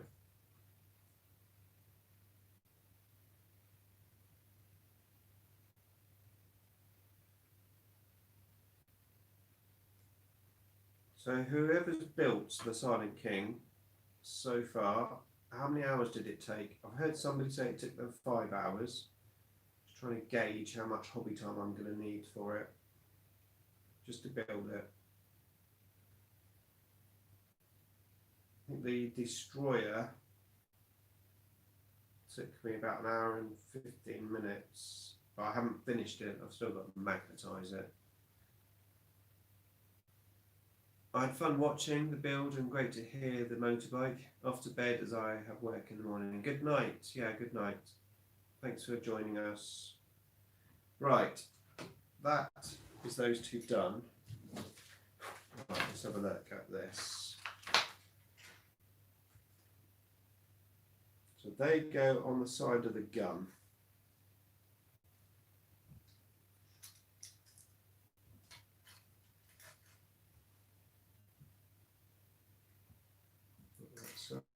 That side. Oh yeah, 3 big holes. So they go on there. I can't glue those on because I won't be able to paint that big orb. Okay. There's going to be a lot of unpainted, unglued stuff, I think, on this one.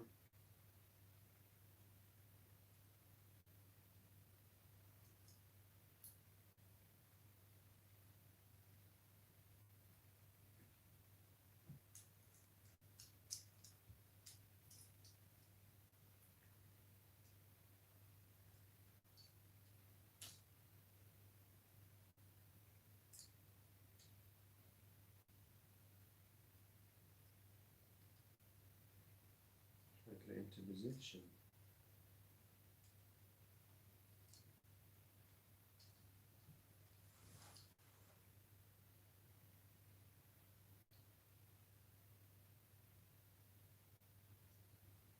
What's going on here? Something's going on.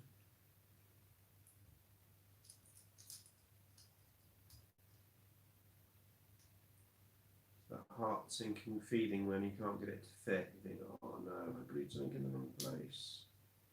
No, it's just where it's push fit, and I don't want to push it too much that I can't get it open again. But it won't at the moment go in.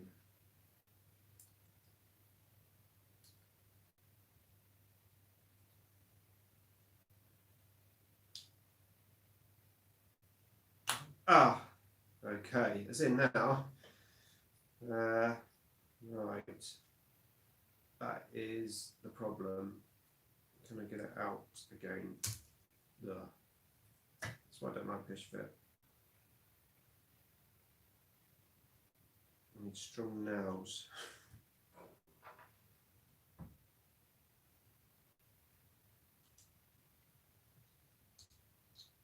Okay. Right, put it out again. So I can't push that in too deep, otherwise it will be very hard to get out again. But we are starting to take shape. Right.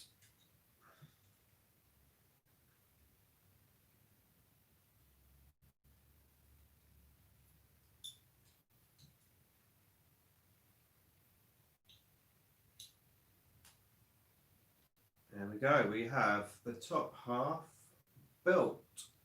Hey, looking cool. Looking cool. Right. Next are the two little shoulder pads. Two shoulder pads. I hate Pushfit messed up my Overlord staff. Yeah.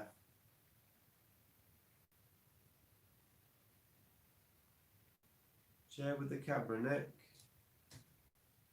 Did I just do that? Maybe you didn't see it. There you go. There he is. Right, the last thing on this sprue that I've just got, effectively, it looks like the legs and the claws left to do.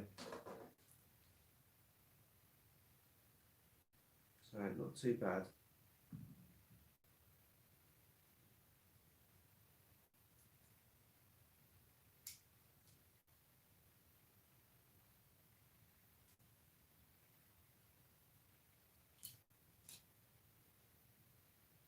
Okay, so if you're late to the party, the winner of the dice was Gaming Curious Strong. Congratulations, you won 10 of my custom Necron dice.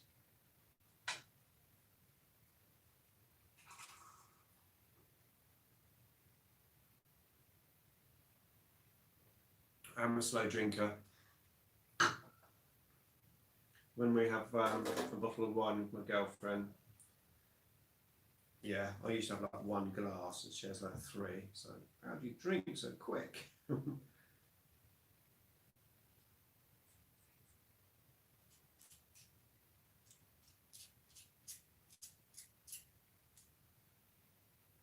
I love the War of the Worlds look, yeah, it's very cool.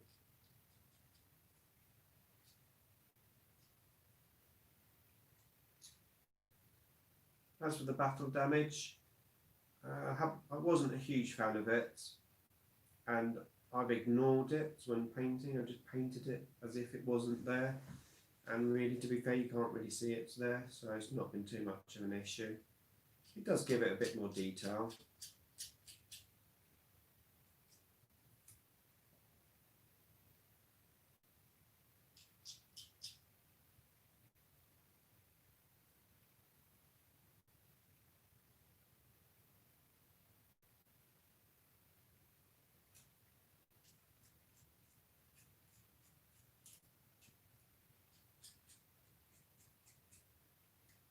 Some big models coming up to paint. The Void Dragon, the Silent King. The Silent King I'm not so worried about painting, I think. I'm more worried about the Void Dragon. How do you paint that body?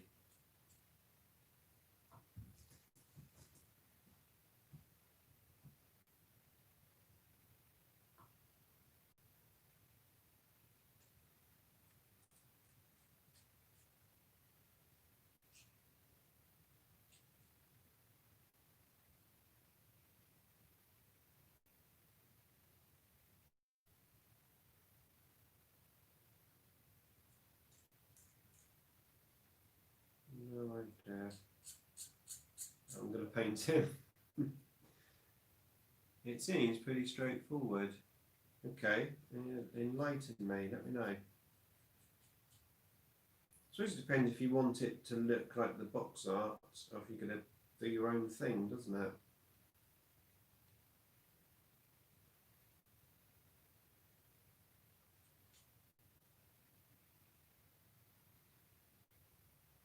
Sometimes it's best to come up with your own scheme, because if you try to paint it like the box art and it doesn't look like it when you're finished, you could be a bit disappointed.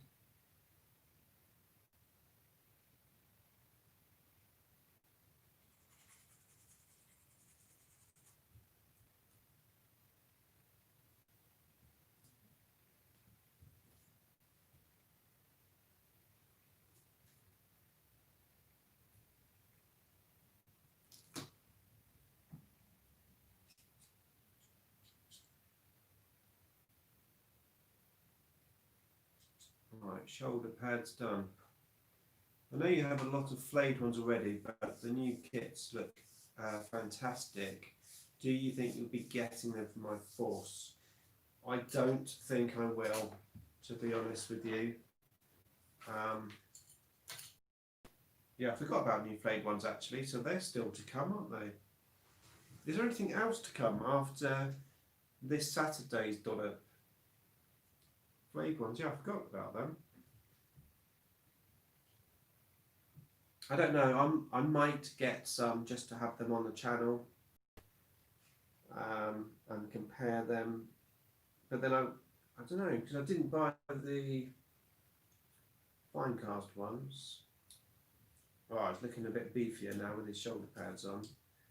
Again, I won't glue them because there's a big orb underneath the shoulder pad, which is going to be impossible to paint when they're glued.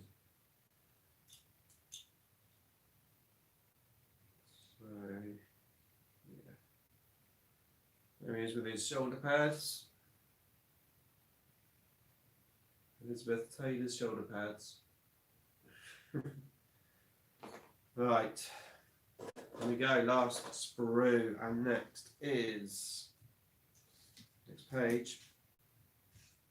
Is that it? I'm only on number 2, instruction number 2. All of that was instruction number 1. We are on the legs. Okay, so there's a middle section and 2 side sections for the legs. Right.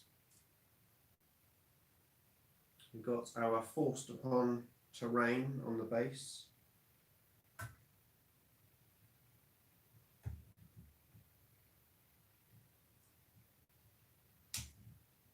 I did like the little scarabs on there. The only thing is the scale of those scarabs. It's like, okay, you've got little baby scarabs, but then they're much smaller than the other scarabs. It would be good if they were all the same size scarabs. Okay, it's the big middle legs.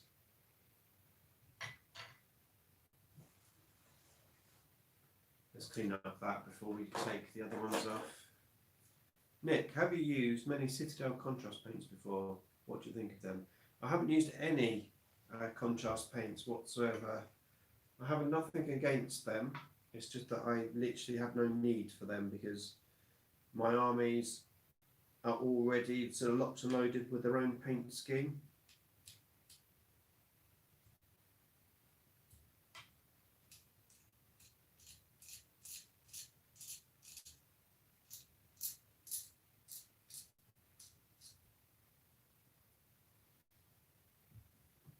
Okay, here we go then.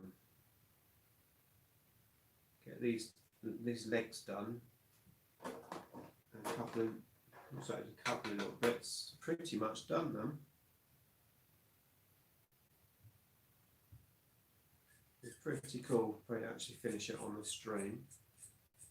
Around 17 minutes at the moment.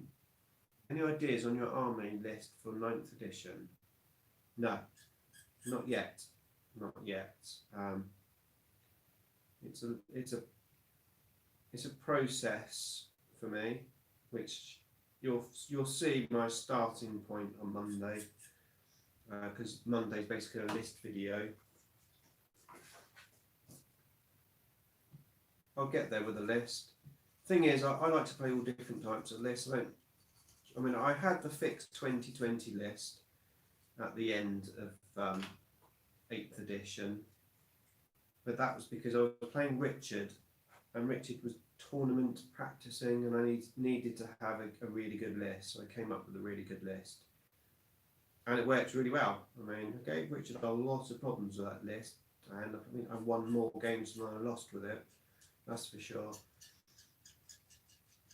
But generally I just like to have themed lists, and a lot of my lists are built around a particular theme, either a particular model or a particular rule that I want to try. And I enjoy having different army lists all the time rather than just a fixed list. So you'll see lots of different experiments. How's the size difference on the old and new scarabs? They're about the same. The bases are slightly bigger.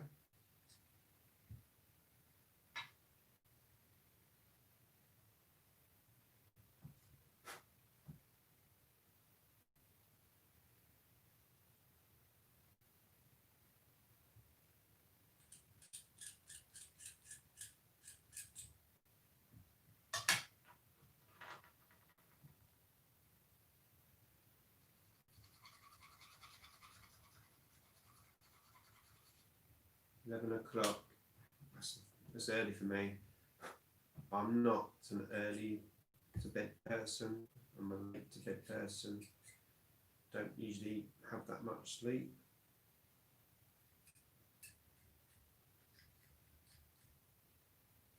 Well, at least when I'm by myself. When I'm with my girlfriend, it's different. I always go to bed early for some reason. But when it's just me, I'm quite happy to go to bed like, well, between 12 and 1 o'clock. I get up at 6:20, my alarm goes off. What's the main standout units for you? I'm personally loving the Warriors again. Yeah, I think Warriors are going to be a big thing. Standout units, so hard to say really, because it's just too early days, and a lot of the units, and I haven't even played my Score Pack Destroyers yet, so I haven't had a chance.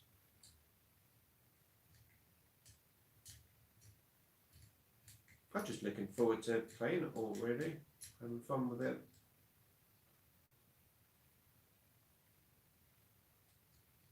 I've got two gaming buddies mainly at the moment that I play. Obviously there's Richard, and he does like hard hitting, not necessarily tournament lists, but tournament play, you know?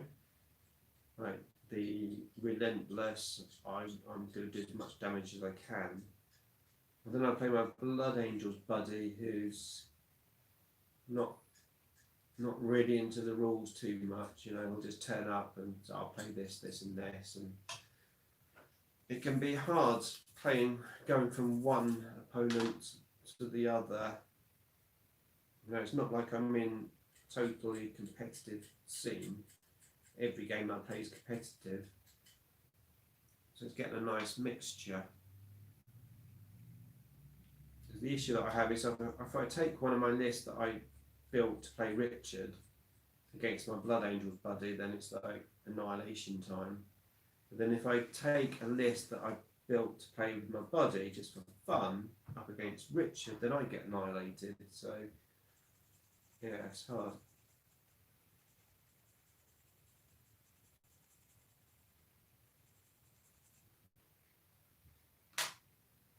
Which army do you want to face the most? Hello Bladestill, how are you? Nice to see you. Which army do I want to face? I've never played AdMech. I've heard they're good. I've never played against them, so that'd be good. I think I've played against a lot of the other. I've never played against Custodes or AdMech.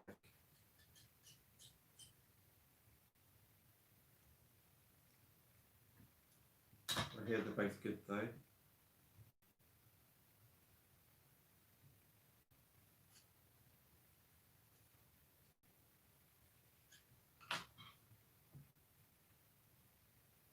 Richard and I are going to enter a tournament next year, like a team event, potentially with Ace Face, hopefully, and maybe Darren from Twisted Dice. If we can get Ace and Darren from Twisted Dice and us two go into like a team event.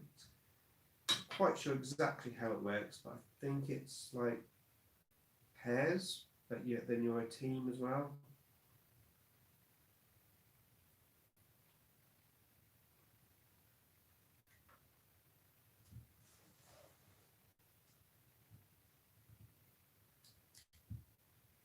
Right, everyone's going to bed. Look, we're down to 33 people watching now.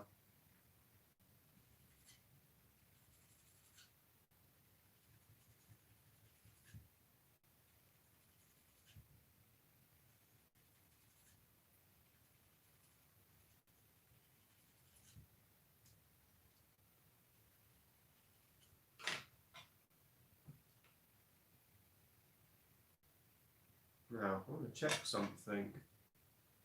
Let's have a look at my dashboard. When it loads. Don't load up.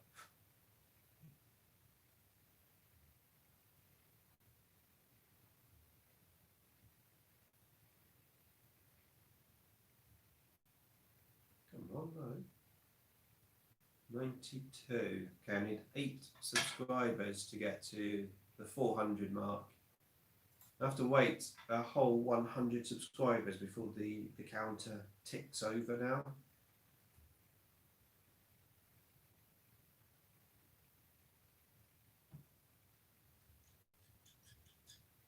There's a lot of bold lines on this leg.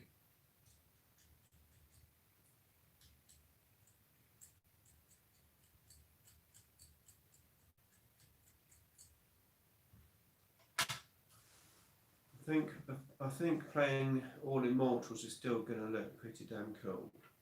Yeah, oh, definitely. Gauss immortals are pretty good now, aren't they? That toughness 5, big difference. And 2 attacks actually in close combat. That's not bad. Give them the +1 to strength stratagem. Strength 5, toughness 5 in close combat. Not bad.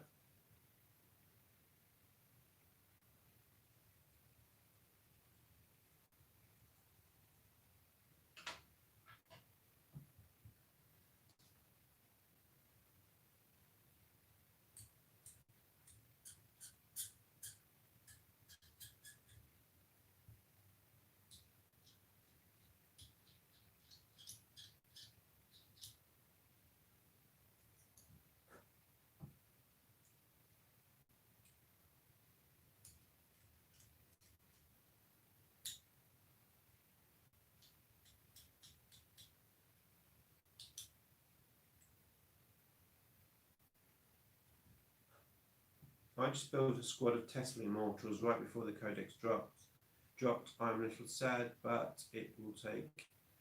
But all it will take is an FAQ to get them competitive game. Still think they're definitely playable still, the Tesla, but obviously they aren't quite as good as they were, but they're still decent. I do think that Gauss is the way to go. Yeah, I think we already knew that though, didn't we? I mean, we had no word about Tesla at all during any of the previews. God, these legs are massive. So many mold lines.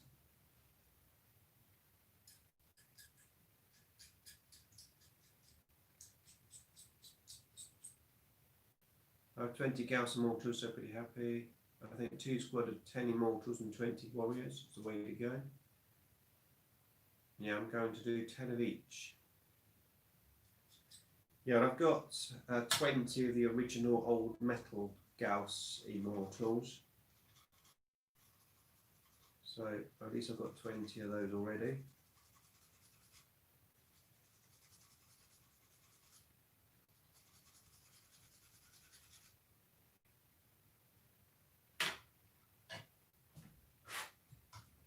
Thanks, Nick. No problem.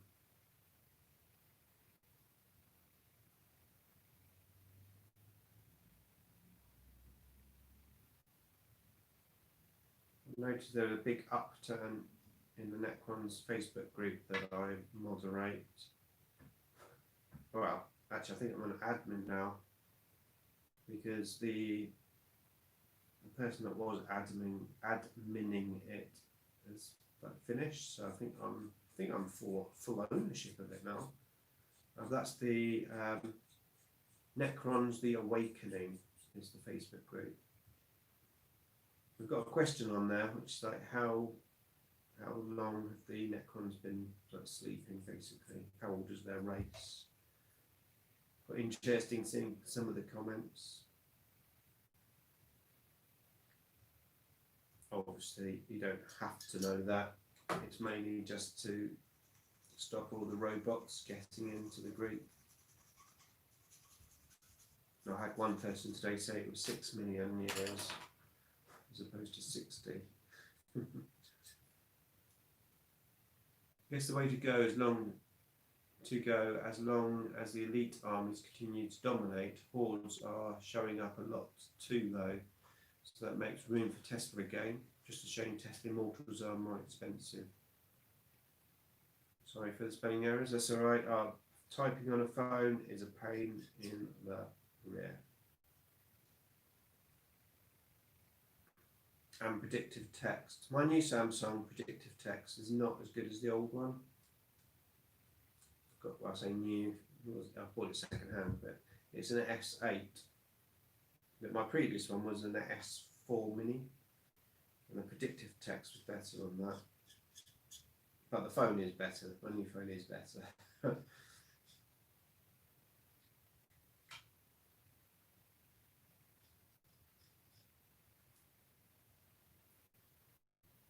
I think you could do 20 Gauss, or 2 times 10 Gauss and 2 times 5 Tesla. Yeah, well, I used to like Tesla in 5s because you could stand back on an objective and shoot 2 shots at 24 inches. And then obviously with the Tesla rules exploding on 6s, you get extra shots. But now, I think 5 Immortals with Gauss in a Sotec Dynasty, that gives you the rapid fire at 18 inches. That's a pretty decent amount, and obviously that's minus 2 AP then.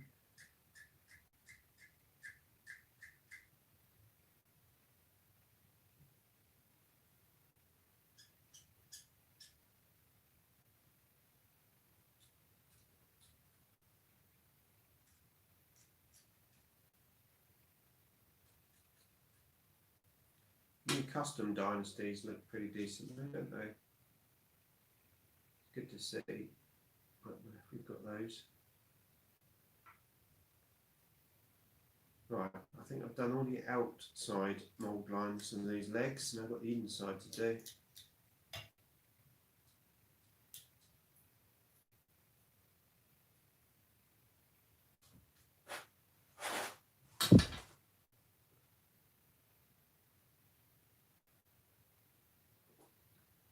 So I had a shave,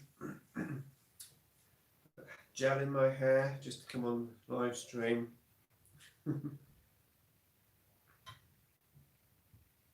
It's like going out in public.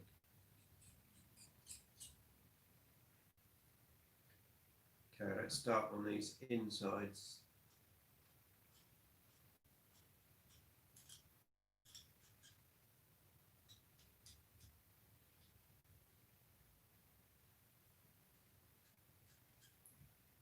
Looking dapper.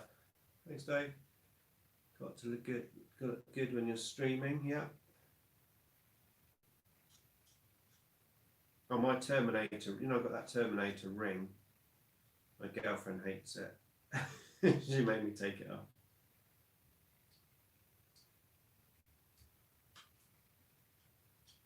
So I wear it when I'm not with her now. Howdy. Hello there. G Steeler 11. How you doing? We are currently doing the legs of the Doomstalker. We've drawn the winner of the dice,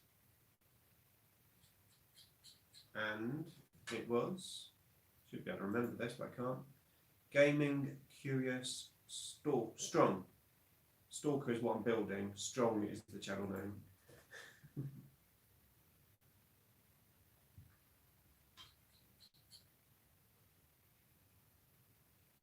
So yeah, we're all chatted out, I think. Been a long stream actually. 2 hours. I think this is my longest stream ever. IDICBeer record.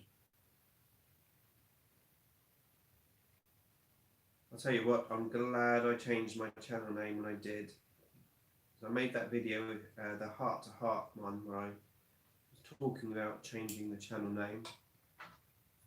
And then I did, and then obviously all the Necron stuff was released, and I think that was a good move.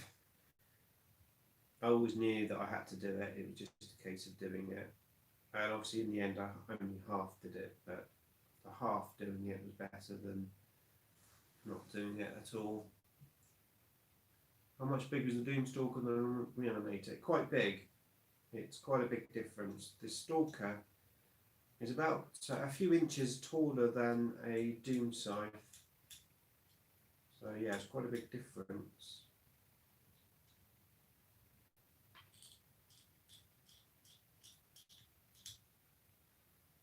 Don't have a reanimator here, but when I make a video on this guy when he's all built, I'll do a size comparison.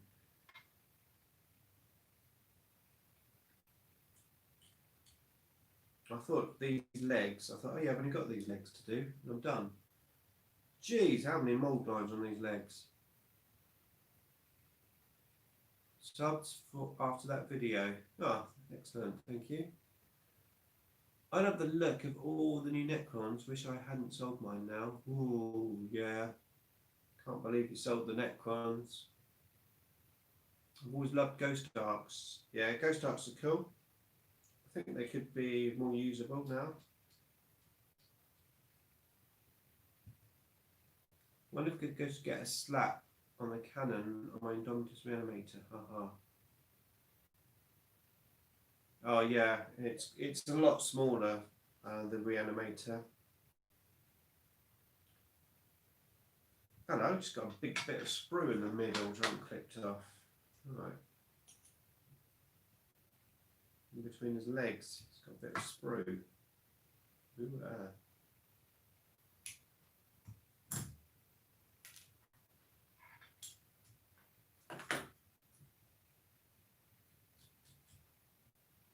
Getting there, getting there.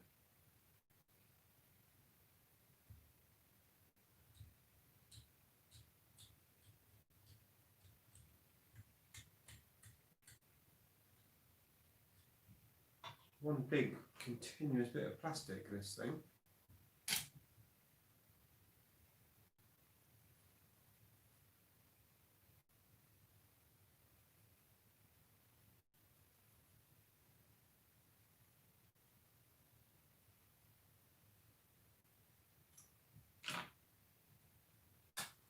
Now, if any of you guys that are in the stream watch my vlog that I did, vlog, not vlog, painting the Indomitus.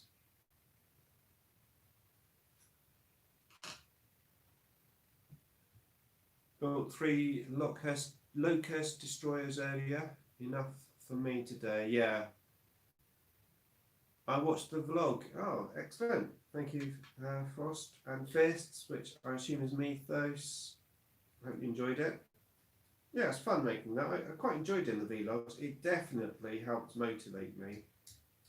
Because it was like, right, I need to do something tonight so that I can like say I did it on the camera. So it was good for me, I think, as well.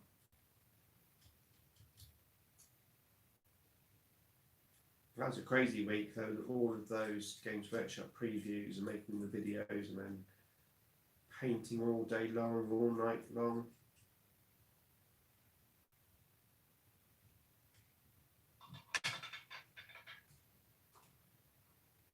I watched the full vlog. Awesome. Thank you, Martin. Hope you enjoyed it. I did not, sadly. That's okay, because it's in the archives. If you've got a spare 2 hours, and it is there to watch.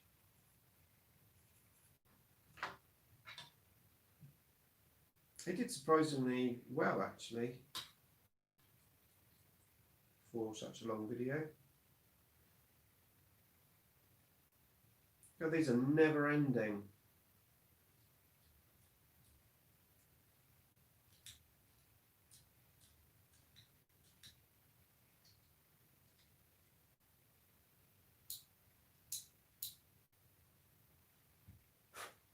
I will definitely do that. Oh, cool. The life of IDICBeer trying to get his models painted.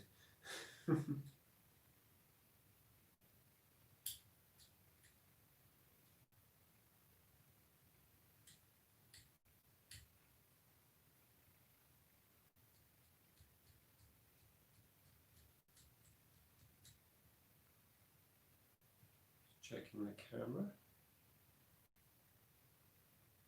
I did, it was good fun. Good. The last one I did had, I did a vlog before when I was painting the Noise Marines. And I had Necron gun in it a little bit more than I did this time because, well, now she's older, she does her own stuff a bit more. But I did manage to get her in there a couple of times. And my girlfriend, I've got her in there too.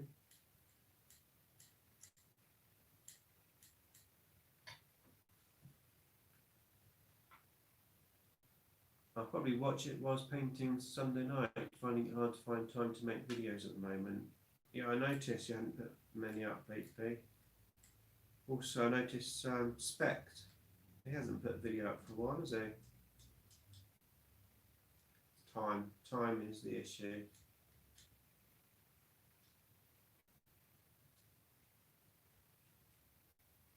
I haven't been able to watch as many videos as I usually do. Usually I'm a great supporter of the other channels and watching all of their videos, but I haven't been able to do it.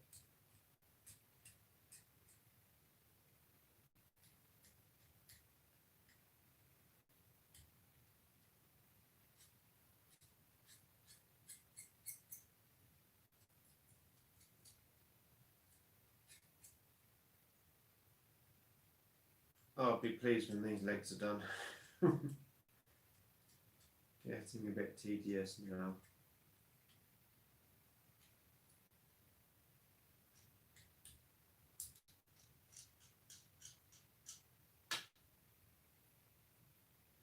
I want to build a Doomstalker even more now. Do you have a Doomstalker?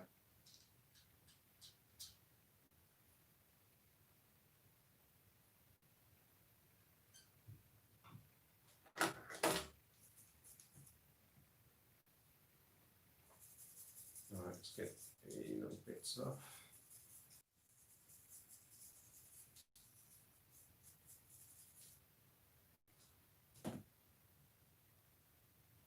Double check it.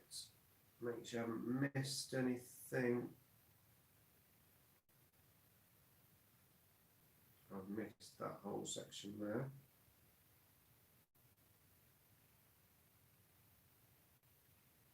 Sorry, that section there.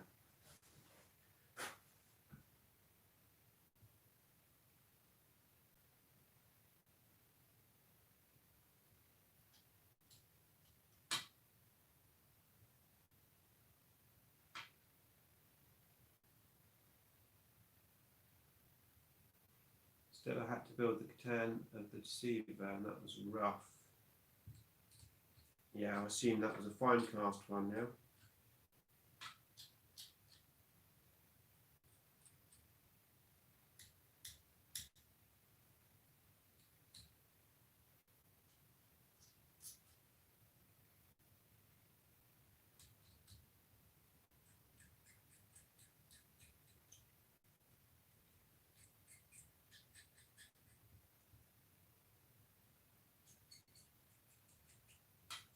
Come on, come on, come on, come on, come on, come on, come on, get it done!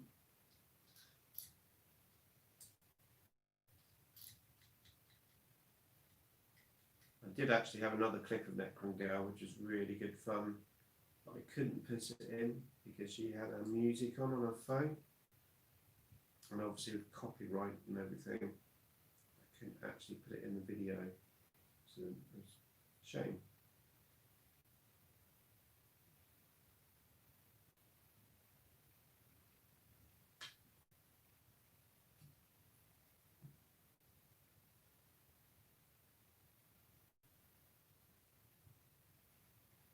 Yeah, it was fine cast, no fun.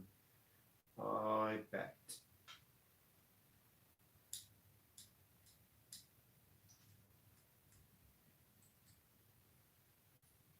I think I'd rather try and find a second-hand metal one and use fine cast, make that stuff. Right, now I think I'm done. Legs, done. So let's just see. shoulder pads just come off, but that's how tall it is compared to. We've got anything? What can I compare it to? I don't know. Glue part. There you go. So it's pretty big. He is pretty big. Right, we haven't finished though. We have not finished. We've got 2 legs and whatever that piece is. Oh, that's a piece of terrain. Okay, just 2 legs then, and we're done. So I think we will. What's that beast? It is a beast. I think we will definitely try and finish this on camera. Hopefully, these 2 legs won't take too long. He says, I thought that about the other legs.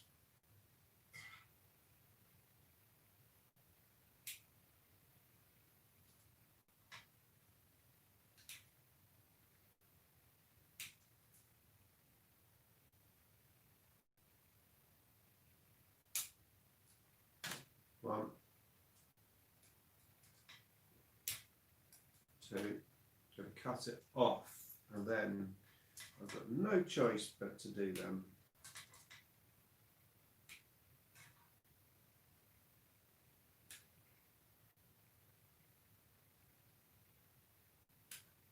Trying to work out Christmas this year because it's obviously all up in the air with the COVID stuff. It's my turn to have my 2 eldest children for Christmas. And then there's my mum, and then my girlfriend and her parents. It's like, how are we going to do this? If you didn't know, I've got 2 other children. Obviously, a Necron girl, she's 12. She was from my 2nd marriage, and she lives with me. And then I've got 2 older children from my 1st marriage. One, my son, he's just about to turn 18 next month, and my daughter is 20. So, yeah. Well, I'll say 20. She's 19. She'll be 20 in February, actually. You know they're getting older when you can't remember their age. I'm here now. Can you start over, please? I can, yeah. Nick speaking, and welcome to this live stream. And if you're new to the channel and you want to keep up to date with the wonders of Warhammer 40,000 as the old one,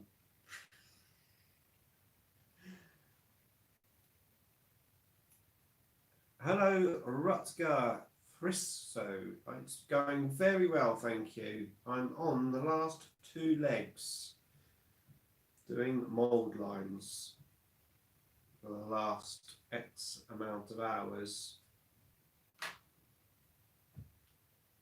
And I don't remember my age. Oh, tell me about it. Whenever you have a birthday, you always think you're the next year, or if you've ever done that. So it's like, I don't know, you're 27, but you think, right, next birthday I'm 28. And then when somebody asks your age, you say, I'm 28. So, no, I'm not 28 yet. Got any tips on how to get rid of them mould lines too? For some reason, I always keep a bit of mould line. Just basically go over them all, and then once you've done that, just go over them with your eye and just check to make sure you've removed everything. Don't assume you've done it just because you think you're finished. Go back over and double check. How do you find the time to comment everyone's videos? You're everywhere. I don't comment as much now. What happened was during lockdown, I was working from home, and that was much harder work than I thought it would be, and I didn't get to watch as many YouTube videos. And to be honest with you, I've got into the habit of not watching quite as many YouTube videos, And then obviously all the Necron stuff came out, and I've literally had no time to watch everyone's videos. I watch when I can, but I don't watch, I have to be honest, I don't watch as much as I used to. Just time factor.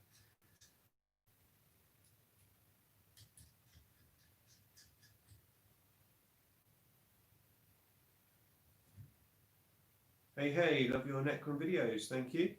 I got offered a cheap Trarch Stalker. Are they worth it in 9th? Yes, I would say they are. They're different now, slightly different. So, I mean, I used to play the twin heavy Gauss cannon because of the range and the anti-tank. Well, that gun now is slightly reduced in range. Not so much of a problem because the board's a bit smaller. But we've got 6 shots now, although it's slightly reduced in strength, so strength 7. But yeah, 6 shots. The damage is, I think it's, I can't remember if it's 3 or D3, but the damage isn't quite. Basically, it's a bit weaker, but you get 6 shots. And it's great for the targeting relay as well, of course. Help other units reroll the 1s. And it's not bad in close combat. It does 3 damage in close combat. It's only got 3 attacks. But yeah, I like it. Quantum shielding's not too bad. It's probably not, well, it's hard to say. I mean, Richard had trouble with that quantum shielding in our game that we played. I think overall it probably is worse, but it's also still a pain.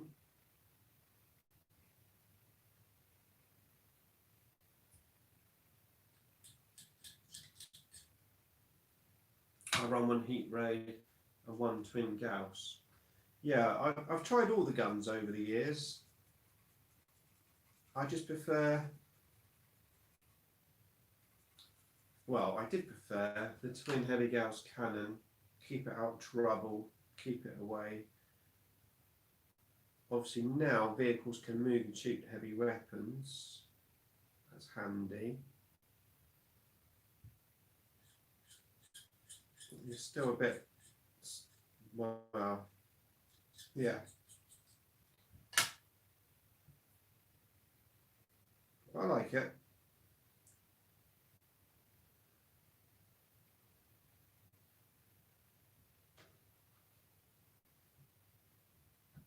I'm taking the Trarch Stalker, so my 3 Doomsday arts can reroll the 1. Yeah, absolutely. That's, I mean, that's primarily what it's for. But now with 6 shots, the good thing about this, the new twin heavy Gauss cannon, is it can deal with tanks, although not as efficiently as before. Although I tend to miss with those 2 dice.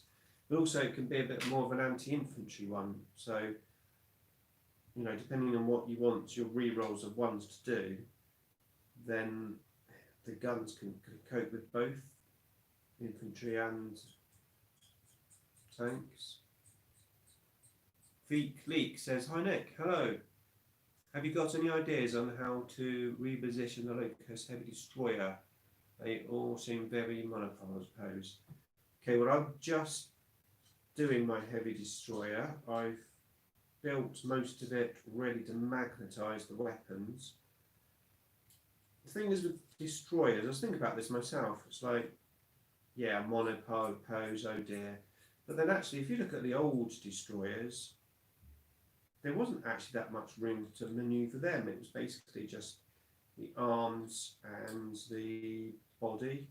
So I'm thinking, if you want to move the body around, that shouldn't be too much of a problem, even if it just means cutting it and pinning it. And then the arms, I'm sure we'll be able to move those up and down. That's probably all you really need to do. You've got to have a video on those Locust, keep calling them Locust, on the Locust destroyers.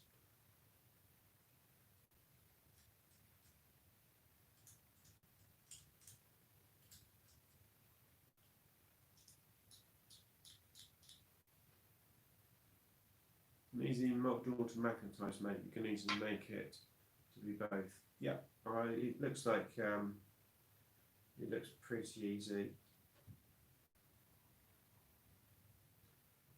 I'm going to try to.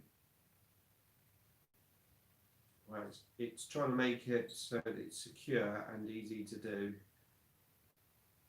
for beginners as well.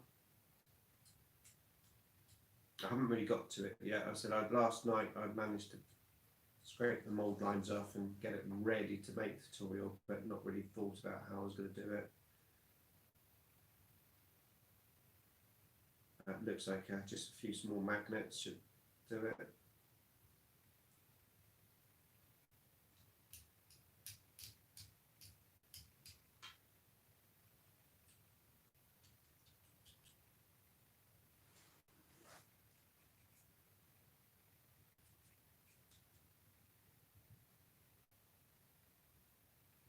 Finally, you started saying locust, right? Ha ha ha. Yes, yeah.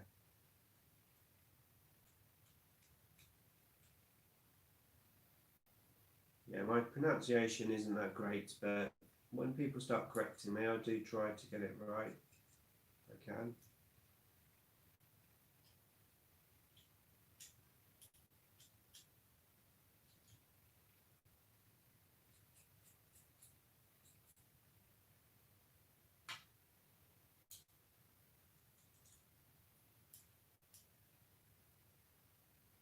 Okay, at the tail end of this leg now.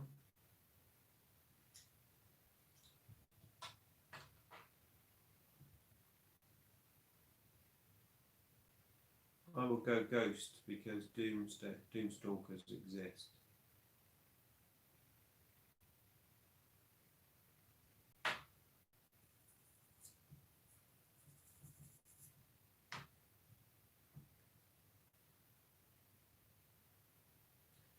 Doomstalker with a 4+ in Von, pretty useful.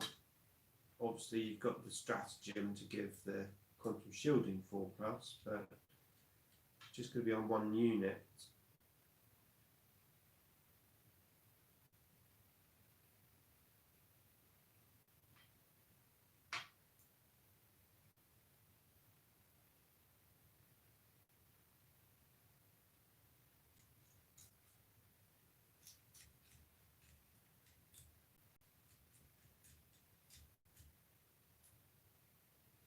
What do you think of the Cryptic Arcana that allows you to use rites of animation on other units once per game? I think that's very good.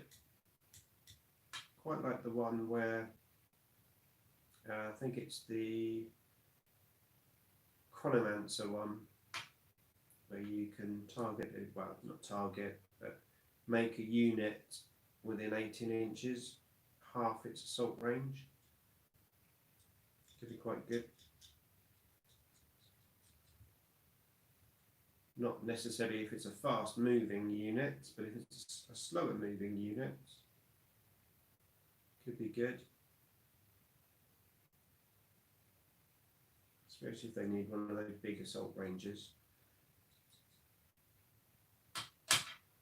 And the Technomancer, giving them +1 to hit, it's just too good.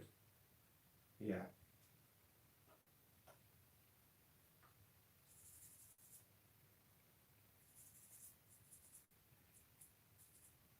Right, I'm just going to double check this one, but I think that's that leg done.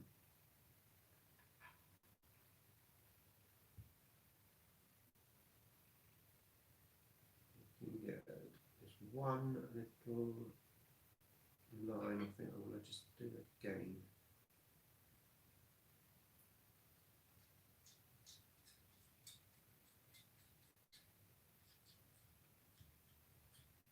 Have tomorrow off, so I've got one video which I've half made.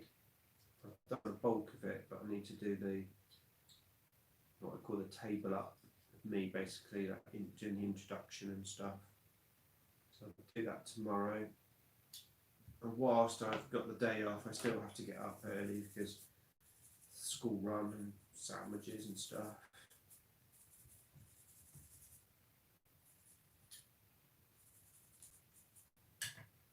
Right. Done.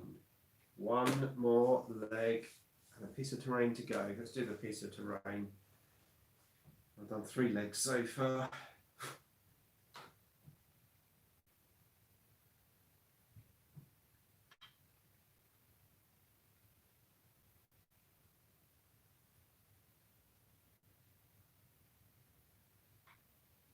Not much to this one, don't think. Trying to see where that goes. Oh, it goes actually on the middle piece, so I can glue this on now.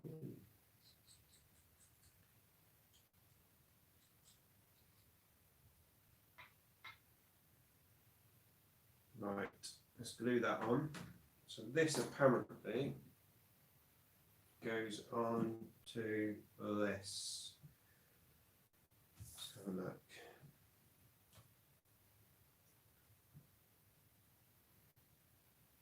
It looks nothing like that. Oh, there we go.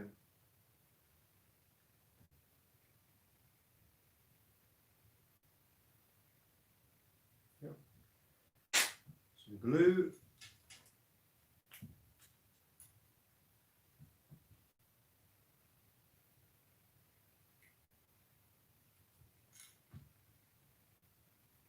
Have you seen any videos of the build of Zarek? He seems fiddly and I'm nervous to build him. I've not seen any videos. I've had a few people comment. I've had one person say it's easy to build, one person say it's not very easy to build. It looks like it should be an easy one to build because it's quite big chunky pieces. That's cool. It's got like a pipe that's open. A little scarab inside. Let's just glue that together for a second.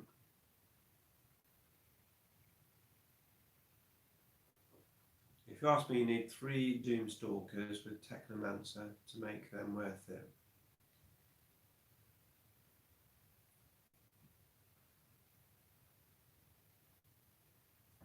Nick, do you use brush cleaner or conditioner? I have a terrible habit of wrecking my brushes. I use them, yes, but not as much as I should do. You know, I am the same. I'm very heavy-handed. My main issue is not rinsing them out enough.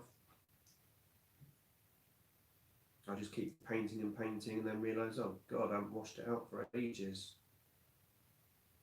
So I am also heavy-handed with brushes. But I do use the brush soap, but just not as much as I should. So I don't do it after every session, I do it now and again.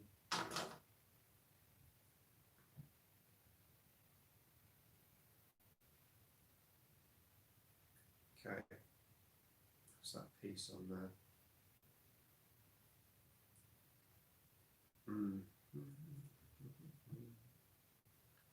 So I'm taking that off.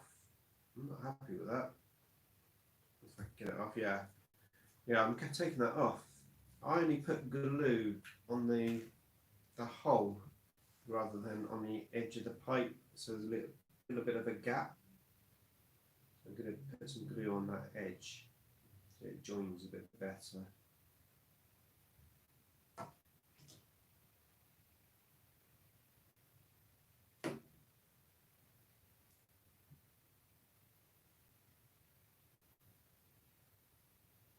Oh yeah, that's better. The join's gone now. Right, let that dry.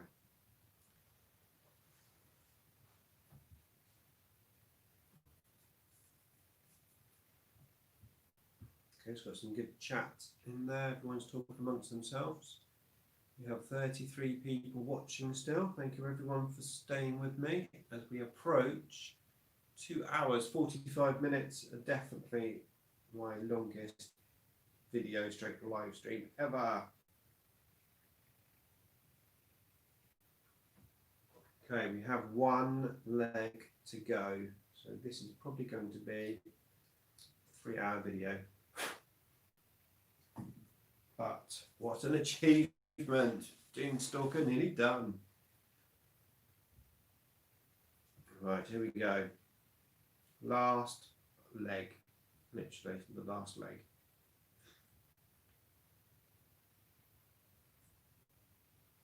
Oh yes, Star Trek Season 3 Discovery. Cannot wait to watch it.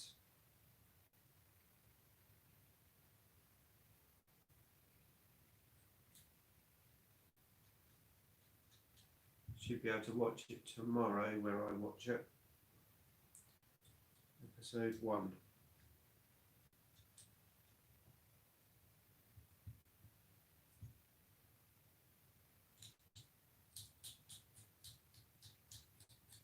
I've finished watching Game of Thrones now. I watched it for a second time recently. Massive binge watch. Where are you from in England, Nick? I am on the south coast near Portsmouth. Portsmouth, probably the most famous, nearest where I live.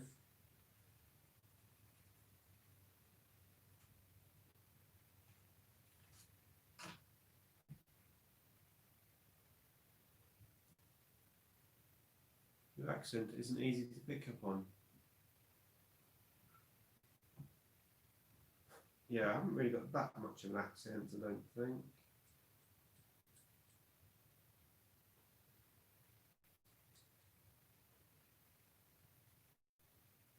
Plus, I try to talk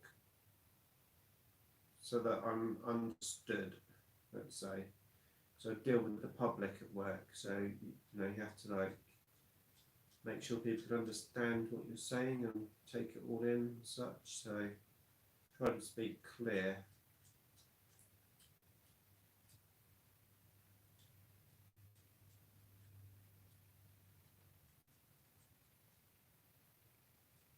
I started Warhammer now with the Indomitus box, also have Xeris and Immortals. Awesome. Do you ever play a game against people without a channel? Would love to see you give. Would love to give you a game someday. Yeah, absolutely. Yeah, I've played a few people, subscribers already.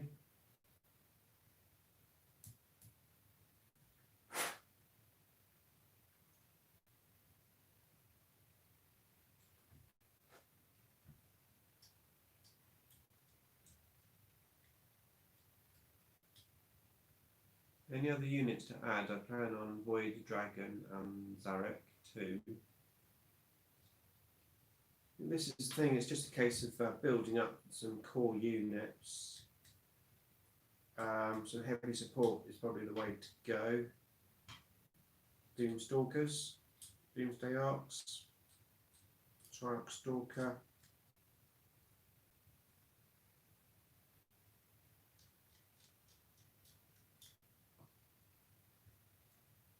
What's your day job, mate? I'm a bus driver in South Wales. I'm a manager of a retail outlet.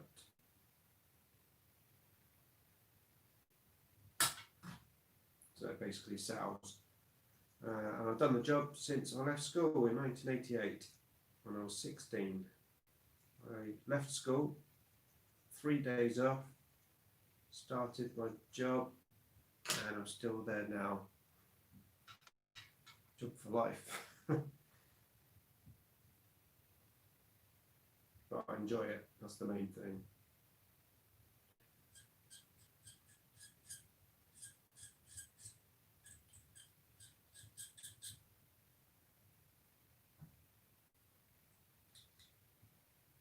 When you can get up, get out of bed, get ready for work and go to work without thinking, oh my God, I don't want to go to work, and not dreading going to work, then that's the most important thing, to go to work and well, either enjoy it, but just not hate it, because having a job that you hate, like I've been married to people who hate their job, and it's horrible.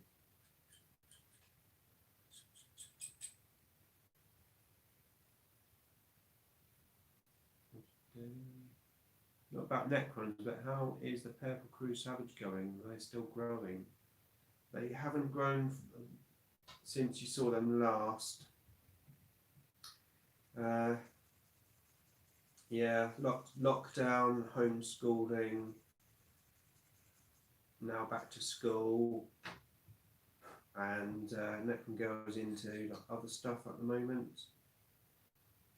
She does TikTok videos, and she likes playing Roblox, and she's like chatting to her friends on WhatsApp, and she's gone to that like I just want to be in my bedroom by myself stage. My son went through that as well. My son was into the hobby, Space Marine Army. I've got it all upstairs. He's got massive. He's got two armies actually. He had Space Marines and Dark Angels, and he became quite a good little painter. He started when he was about 7, and then when he got to about 12, 13, he gave it up for Minecraft. It was a shame, that was.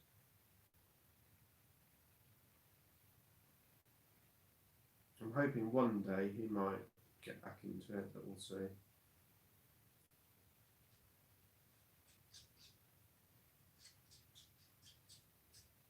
I just think one day, like in the future, not quite sure when, but I think he might just come around my house and say, oh, Dad, have you still got those models that I used to have?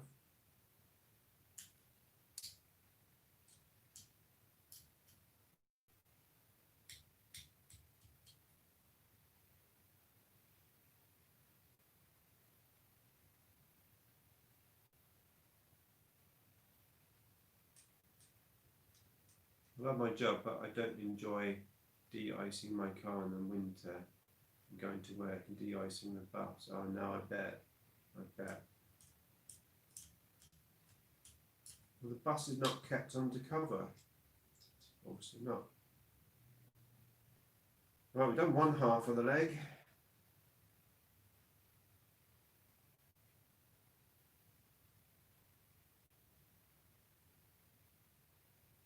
Another child falls into the trap of TikTok. I know. There's always something, isn't there? Minecraft, TikTok, Fallout. Was it Fallout? Was that thing? Can't remember. I do not do video games. Just don't have time. Used to when I was like 18. Now I don't.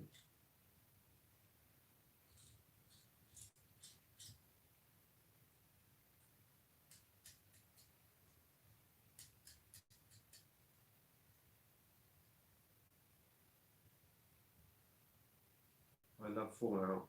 Yeah. What's that other one called? They do all the dances, the funny dances. No, I can't remember what it's called now. The other one.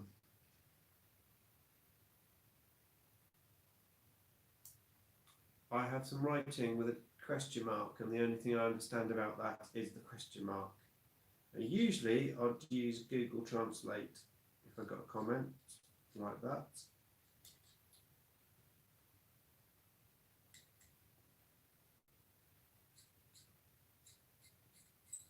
My daughter does Fortnite videos. Yeah. I think it's just every kid goes through it, don't they?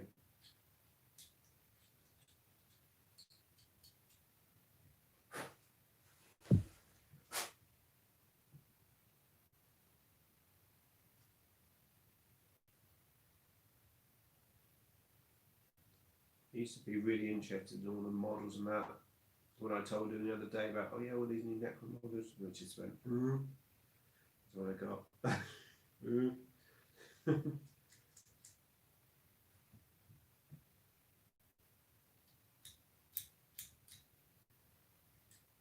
He even unsubscribed to me about that. You asked me, no, I don't subscribe to you. Didn't want the videos on my subscription feed.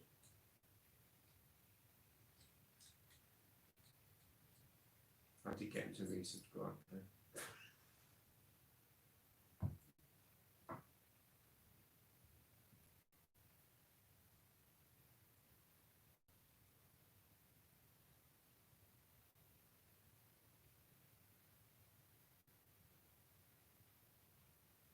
At least Minecraft has a very creative aspect. I've never played it. I saw my son play it once. It's like these blocks, maybe building something.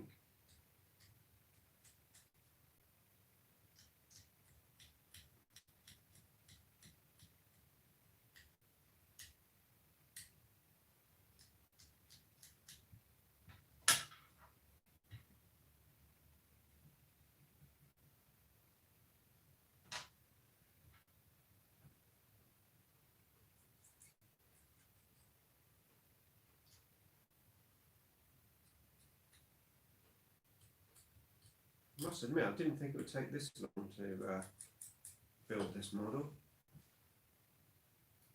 3 hours.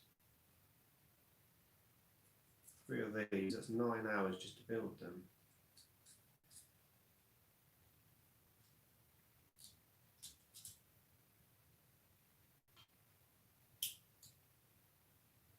Yes, I'm going incredibly slow. I am talking at the same time. Probably without talking, maybe it would go a bit quicker, but I don't know, I haven't really stopped that much.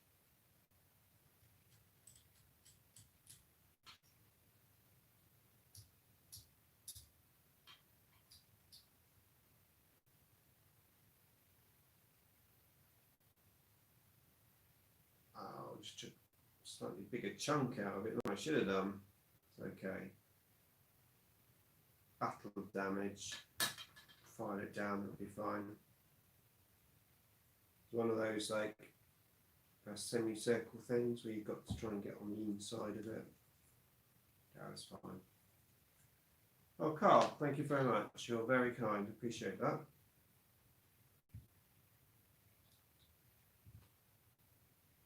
Thanks for the videos, Nick. You're more than welcome. I'm very happy you like them.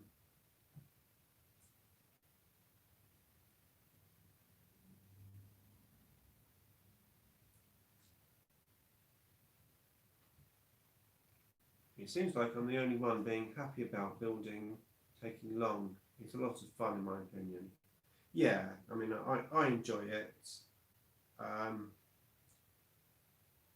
I have my hobby time is like takes up 2 things, obviously doing the YouTube videos and doing my actual hobby.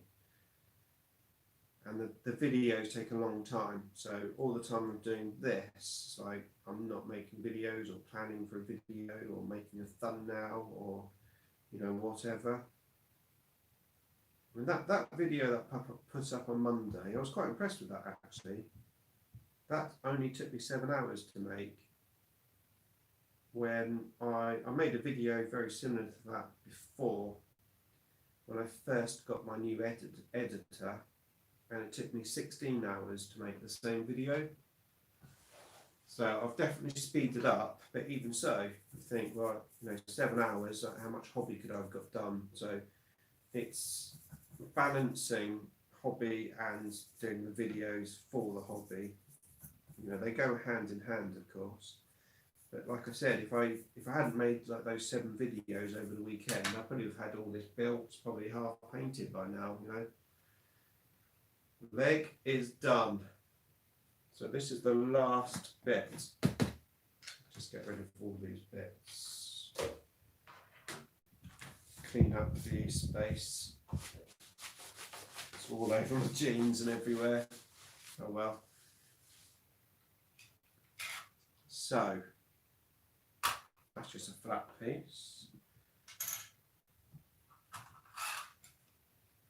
Exciting. Instruction book, I suppose.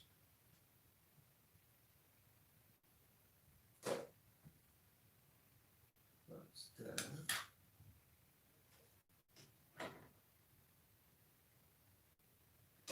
Alright, it's assuming you put the legs together. So, do we want to put the legs together? That's the question. How paintable are they together? They're quite paintable. What do you reckon? Look. Yeah, I think I can dry brush them all together. So let's get the legs glued on then.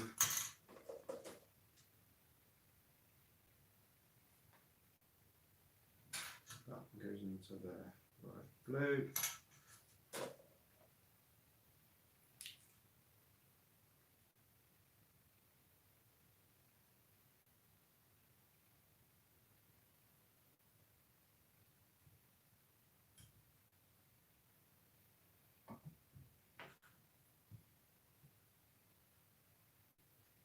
This is the exciting part, gluing it together.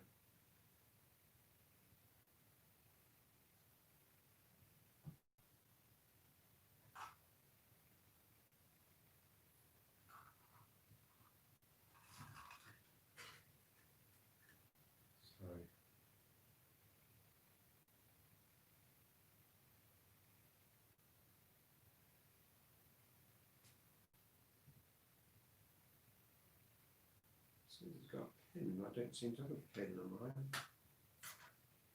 Guess I've cut it off on mistake.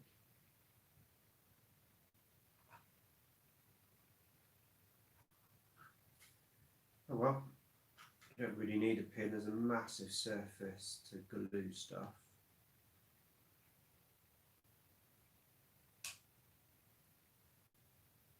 Right, that's one leg done. Wow, it's quite big. Glue the other one on. Show you in a second once I've got this other leg on.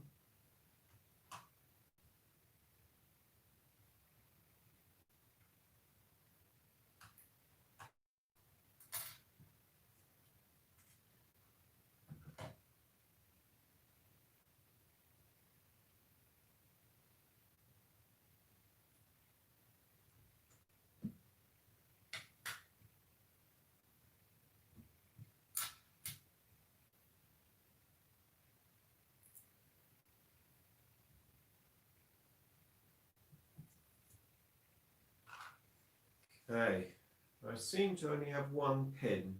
I think I've accidentally cut it off. That's okay, because there's loads of surface area to glue. There is the legs.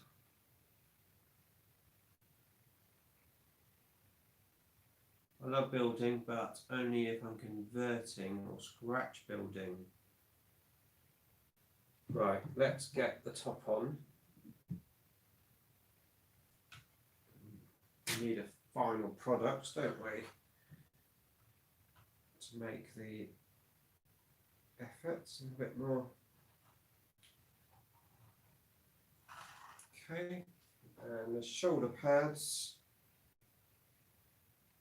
which are really difficult to put into place without glue. So I won't be surprised if they fall off when I'm holding it up.